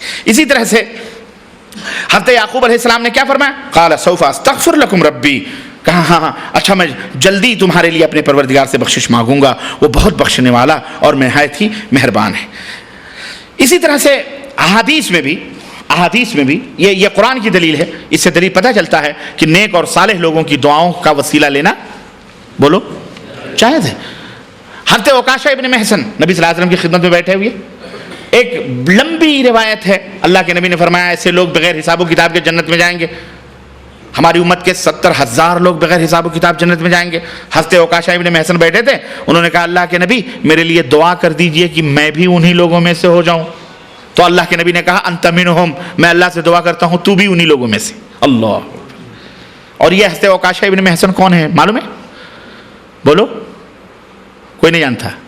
عکاشہ ابن محصن بدری صحابی ہیں، جنگ بدر میں شریک تھے، اللہ کے رسول صلی اللہ علیہ وسلم کی خدمت میں جب اللہ کے نبی نے بدر کی پہاڑی پر چھوٹی سی کٹیا بیٹھی اللہ سے دعا کر رہے تھے، لڑتے لڑتے ان کی تلوار ٹوٹ گئی، دوڑے دوڑے پلٹ کے نبی صلی اللہ علیہ وسلم کی خدمت میں آئے، کہنے کہ اللہ کے نبی کافروں کو مارتے مارتے میری تلوار ٹوٹ گئی۔ اللہ کے نبی نے اسی جھوپڑی سے ایک کھجور کی شاخ کھینچی اور کہا جاؤ لڑو۔ چنانچہ کہتے ہیں حضرت عکاشہ ابن محصن جب میں وہ ڈنڈی لے کر کے میدان میں کودا تو تیز ترار تلوار بن گئی اللہ کے فضل سے۔ یہ ہیں حضرت عکاشہ ابن محصن، یہ ہیں، کہتے ہیں زندگی بھر وہ تلوار میرے پاس رہی، پھر دوسرے لوگوں کے پاس رہی، چلتی رہی وہ تلوار۔ وہ لکڑی تلوار بنی. یہ معجزہ تھا اللہ کے نبی صلی اللہ علیہ وسلم کا, زندہ معجزہ تھا. یہ ہے اللہ. جب سنا کہ اللہ کے نبی کہتے ہیں 70,000 بغیر حساب و کتاب کے جنت میں جائیں گے, موقع غنیمت سمجھا. کہا اللہ کے نبی میرے لیے بھی دعا کر دو. اللہ کے نبی نے کہا انت منہم, اے وکاشا تو انہی میں سے. اللہ اکبر, دعا کی درخواست کرنا. ایک دوسرے صحابی کھڑے ہوئے, اللہ کے نبی نے میرے لیے بھی دعا کر دو, میں بھی. تو اللہ کے نبی کہا سبق اوکاشا تم سے بازی لے گئے. اوکاشا تم سے, یہ جامع یہ بزم میں ہے یا کوتاہ دستی میں ہے محرومی, جو بڑھ کر خود اٹھا لے ہاتھ میں مینا اسی کا ہے. یہاں تو محرومی نہیں, دعا مانگ لی خلاص. تو اس سے یہ پتہ چلتا ہے کہ اللہ کے رسول صلی اللہ علیہ وسلم سے صحابہ کرام دعا کی درخواست کرتے تھے. ایک بدو آیا, بڑی روایتیں, حضرت انس کہتے ہیں کہ جمعے کا دن تھا, اللہ کے نبی منبر پر خطبہ دے رہے تھے. ایک بدو آیا اور اس نے کہا اے اللہ کے دروازے کی طرف, جو منبر کھلتا تھا اسی طرف سے آیا, اور اس نے کہا کھڑے ہو کر کے خطبہ ہو رہا ہے, اسی خطبے کے دوران اس چلانے لگا. اس نے کہا اللہ کے نبی مال برباد ہو گئے, اہل و عیال بھوکے ہیں, چوپائے اونٹ گھوڑے بکریاں مر رہی ہیں, بھوک لگی ہے, پیاسے, راستہ ختم ہو چکا ہے, دعا کرو اللہ تعالیٰ بارش برسائے. اللہ کے نبی نے جب اس بدو سے یہ باتیں سنی, آپ نے ہاتھ اٹھائے اور کہا اللہم اغثنا, اللہم اغثنا, اے اللہ ہماری فریاد رسی فرما, اے اللہ ہماری فریاد کو پہنچ, اللہم اغثنا, اے اللہ ہماری فریاد کو پہنچ. صحابہ کہتے ہیں ابھی نبی کے ہاتھ نیچے بھی نہ گرے تھے, آسمان پر کوئی بدلی تک نہ تھی کہ آسمانوں پر بدلیوں کی گھنگھور گھٹائیں چھا گئیں اور برسات برسنے لگی, اور اتنی بارش اتنی بارش اتنی بارش ہوئی کہ قسم ہے اللہ کی کہ ہم لوگ بھیگتے بھیگتے اپنے گھروں کو گئے. اور 1 ہفتے تک بارش ہوتی رہی. کتنے؟ 1 ہفتے تک مسلسل. دوسری جمعہ کو اللہ کے نبی خطبہ دینے کھڑے تھے, خطبہ دے رہے تھے, وہی اعرابی پھر آیا اور اسی دروازے سے آیا, اور دوسری جمعہ کو اسی دروازے سے حاضر ہو کر کے اس نے کہا کہ کہنے لگا یا رسول اللہ مکانات گر گئے, گھر منہدم ہو گئے, راستے بند ہو گئے, جانور ہلاک ہو گئے, گھاس بھوس بہہ گئے, دعا کرو یہ بارش تھم جائے, دعا کرو یہ بارش. اللہ کے نبی نے فوراً اس کی مسکرائے, اللہ کے نبی خطبہ دیتے دیتے مسکرائے اور اپنے دونوں ہاتھ کو اٹھایا, اللہم حوالینا ولا علینا, اے اللہ اس بارش کو ہمارے ارد گرد کر دے, ہمارے مدینے سے بارش کو ہٹا لے. صحابہ کہتے ہیں اے اللہ, اللہ کی قسم آپ یہ دعائیہ کلمات پڑھتے جاتے اور آسمان کی طرف اپنے دست مبارک سے اشارہ کرتے جاتے, آپ جس طرف اشارہ فرماتے بدلیاں ادھر کو ہو لیتی تھی. اللہ, یہ معجزہ تھا ہمارے نبی حضرت محمد الرسول اللہ. کیوں نہ ہو, کیوں نہ ہو, سید الانبیاء ہیں. دعا کریں. اللہ اکبر. میرے عزیزو آج تم بھی بنو نا, تو یہ شمس و قمر, یہ چاند ستارے سب تمہارے غلام بن جائیں, تمہارے غلام بن جائیں. ہم نے بھی سمندر میں بنائے ہیں, رستے کی نہیں بنائے ہیں. بولو دشت تو دشت ہے, دریا بھی نہ چھوڑے ہم نے, بحر ظلمات میں دوڑا دیے گھوڑے ہم نے. اللہ اکبر. ہم نبی کے غلام ہیں. جب نبی کا تو یہ کہہ رہے ہیں کہ نماز ختم ہوئی, مدینے میں پانی کا ایک قطرہ بھی نہیں گر رہا تھا, اور ہم لوگ دھوپ میں گھروں کو اپنے چل رہے تھے. تو یہ اس طرح سے پتہ چلتا ہے, اس سے پتہ چلتا ہے کہ نبی علیہ الصلوۃ والسلام سے دعا کی درخواست کرنا کیا ہے. لیکن آپ کی زندگی میں, آپ کی کیوں؟ اس لیے کہ نبی کے وفات کے بعد صحابہ کرام نبی صلی اللہ علیہ وسلم کی قبر کے پاس جا کر کے وہاں نبی سے درخواست نہیں کرتے تھے کہ آپ دعا کرو بارش ہو جائے. حضرت عمر بن خطاب کے زمانے میں قحط سالی ہوئی, خشک ہو گئی زمین, اللہ کے نبی کی قبر کے پاس نہیں گئے مدینے, بلکہ اللہ کے نبی کے چچا زندہ تھے, ان کو لیا اور لے کر کے گئے اور جا کر کے ان سے دعا کی درخواست کروائی, اور اللہ تعالیٰ سے کہا اے اللہ جب تک میرے نبی ہم میں موجود تھے تب تک تو ہم ان سے دعا کرواتے تھے, آج ہمارے نبی ہمیں موجود نہیں, ان کے چچا کو لایا ہوں, اے اللہ ان کی دعا قبول فرما, بارش نازل فرما. حضرت عباس نے دعا کی, اللہ تعالیٰ نے ان کی دعا کو قبول فرمائی. یہ 3 وسیلے ہیں جو جائز ہیں میرے عزیزو, جائز ہیں, اور اس 3 وسیلے لیے جا سکتے ہیں. اس کے علاوہ جتنے بھی دوسرے وسیلے ہیں وہ تمام کے تمام حرام ہیں اور ممنوع ہیں اور شرکیاں ہیں. میں مختصراً 2-3 منٹ میں اپنی بات کو ختم کر دوں تاکہ زیادہ آپ کا وقت نہ لوں میں. یہ پورے خلاصہ یہ ہوا کہ یہ 3 طرح کے وسیلے حلال ہیں. باقی کسی کی ذات کا وسیلہ لینا, کسی کی عظمت اور اس کے رتبے اور مرتبے کا وسیلہ لینا, کسی کے حق کا وسیلہ لینا, کسی کی کوئی غیر موجود ہے, مر چکا ہے, نبی ہو یا رسول ہو یا کوئی بھی ہو, اس کا وسیلہ لینا، یہ تمام کے تمام میرے عزیزو بدعات بھی ہیں، شرک بھی ہیں، حرام بھی ہیں. ان تمام سب چیزوں سے بچنا چاہیے، اور ان کی دلیلیں قرآن و حدیث کے اندر موجود ہیں. اس کے لیے اردو زبان میں بہت ساری کتابیں ہیں، چنانچہ علامہ البانی رحمۃ اللہ علیہ کی، اور بہت سارے علامہ شیخ محمد بن عثیمین رحمۃ اللہ علیہ کی، اور بہت سارے علماء کی کتابیں اردو زبان میں موجود ہیں. آپ اس کو پڑھیں، کیسٹیں موجود ہیں، آپ اس کو سنیں. میں نے یہ چابی دے دی ہے آپ حضرات کو، آپ اس کو کھول کر کے دیکھیں. تو یہ وسیلے کے تعلق سے چند باتیں تھیں. اس میں ایک بات آتی ہے قبروں کی زیارت کی، تو ظاہر ہے کہ آدمی قبرستان کی زیارت کرے. اللہ کے رسول صلی اللہ علیہ وسلم نے فرمایا ہے کہ زور القبور فإنها تذکرکم الآخرہ. جب نبی علیہ السلام نے امت مسلمہ کے ایمان اور عقیدے کو دیکھا، ٹٹولا پختہ ہوئے، پہلے منع کیا تھا قبرستان نہیں جانا، کسی قبر وبر کے پاس نہیں جانا. اللہ کے نبی فرماتے ہیں کنت نہیتکم عن زیارت القبور، قبروں کی زیارت سے میں نے منع کیا تھا، لیکن اب میں تمہیں اجازت دیتا ہوں، جاؤ.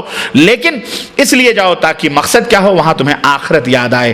تو قبرستان جاؤ تاکہ آخرت یاد آئے، اور وہاں جا کر کے آخرت کو یاد کرو کہ بڑے بڑے بادشاہ، بڑے بڑے امیر یہاں سوئے ہوئے ہیں، ایک دن ہمیں بھی یہیں آنا ہے. اس لیے نہیں کہ وہاں جو ہے دھوم دھڑکے اور عرس اور میلے اور ٹھیلے اور یہ جو گاجے باجے ہوتے ہیں، گجیڑی بھنگڑی، یہ سب کرنے کے لیے جاؤ. آپ سب ان حقیقتوں کو جانتے ہیں. تو میرے عزیزو، میرے دوستو، یہ وسیلہ کا اور زیارت قبر کا اور زیارت قبر کے ادب میں سے یہ ہے کہ وہاں جاؤ تو ان کے اوپر سلام کرو، السلام علیکم اہل القبور، یہ اور جو ہے یغفر اللہ لنا ولکم انتم سلفنا ونحن بکم لاحقون، یہ دعا پڑھو. اور وہاں چومنا، چاٹنا، اس پر بیٹھنا، وہاں چپل پہن کے چلنا، یا قبر پر بیٹھنا، یا چراغ جلانا، یا بتی جلانا، یا اگربتی جی، یہ سارے حرام اور بدعات اور شرکیات میں سے ہیں. ایسی چیزوں سے توبہ کرو، بچو. اللہ تعالیٰ سے دعا ہے کہ اللہ تعالیٰ ہمیں صحیح طور پر قرآن و سنت پر عمل کرنے کی توفیق عطا فرمائے، اور اللہ عز و جل ہم سب کو قرآن و حدیث پر اپنا ایمان اور عقیدہ درست کرنے کی توفیق عطا فرمائے، اور ہمارے والدین کے اوپر رحم فرمائے، اور ہم سب کے اوپر رحم فرمائے، اور ہمارے ماں باپ اور ہمارے آل اولاد اور ذریات پر اللہ تبارک و تعالیٰ سب کے گناہوں کو معاف فرمائے، اور سب کو جنت الفردوس میں جگہ عطا فرمائے. ہم سب کو اللہ تبارک و تعالیٰ اپنے نبی کی شفاعت نصیب فرمائے، اور اللہ تعالیٰ قیامت کے دن انہیں ہم سب کا شفیع بنائے اور سفارش کرنے والا بنائے. اور اللہ تعالیٰ ہم نے جتنا کہا ہے، سنا ہے، اللہ کہنے اور سننے سے زیادہ ہم سب کو عمل کرنے کی توفیق عطا فرمائے. آمین یا رب العالمین. وصلی اللہ علی نبینا محمد وعلی آلہ وصحبہ اجمعین. والسلام علیکم ورحمۃ اللہ وبرکاتہ.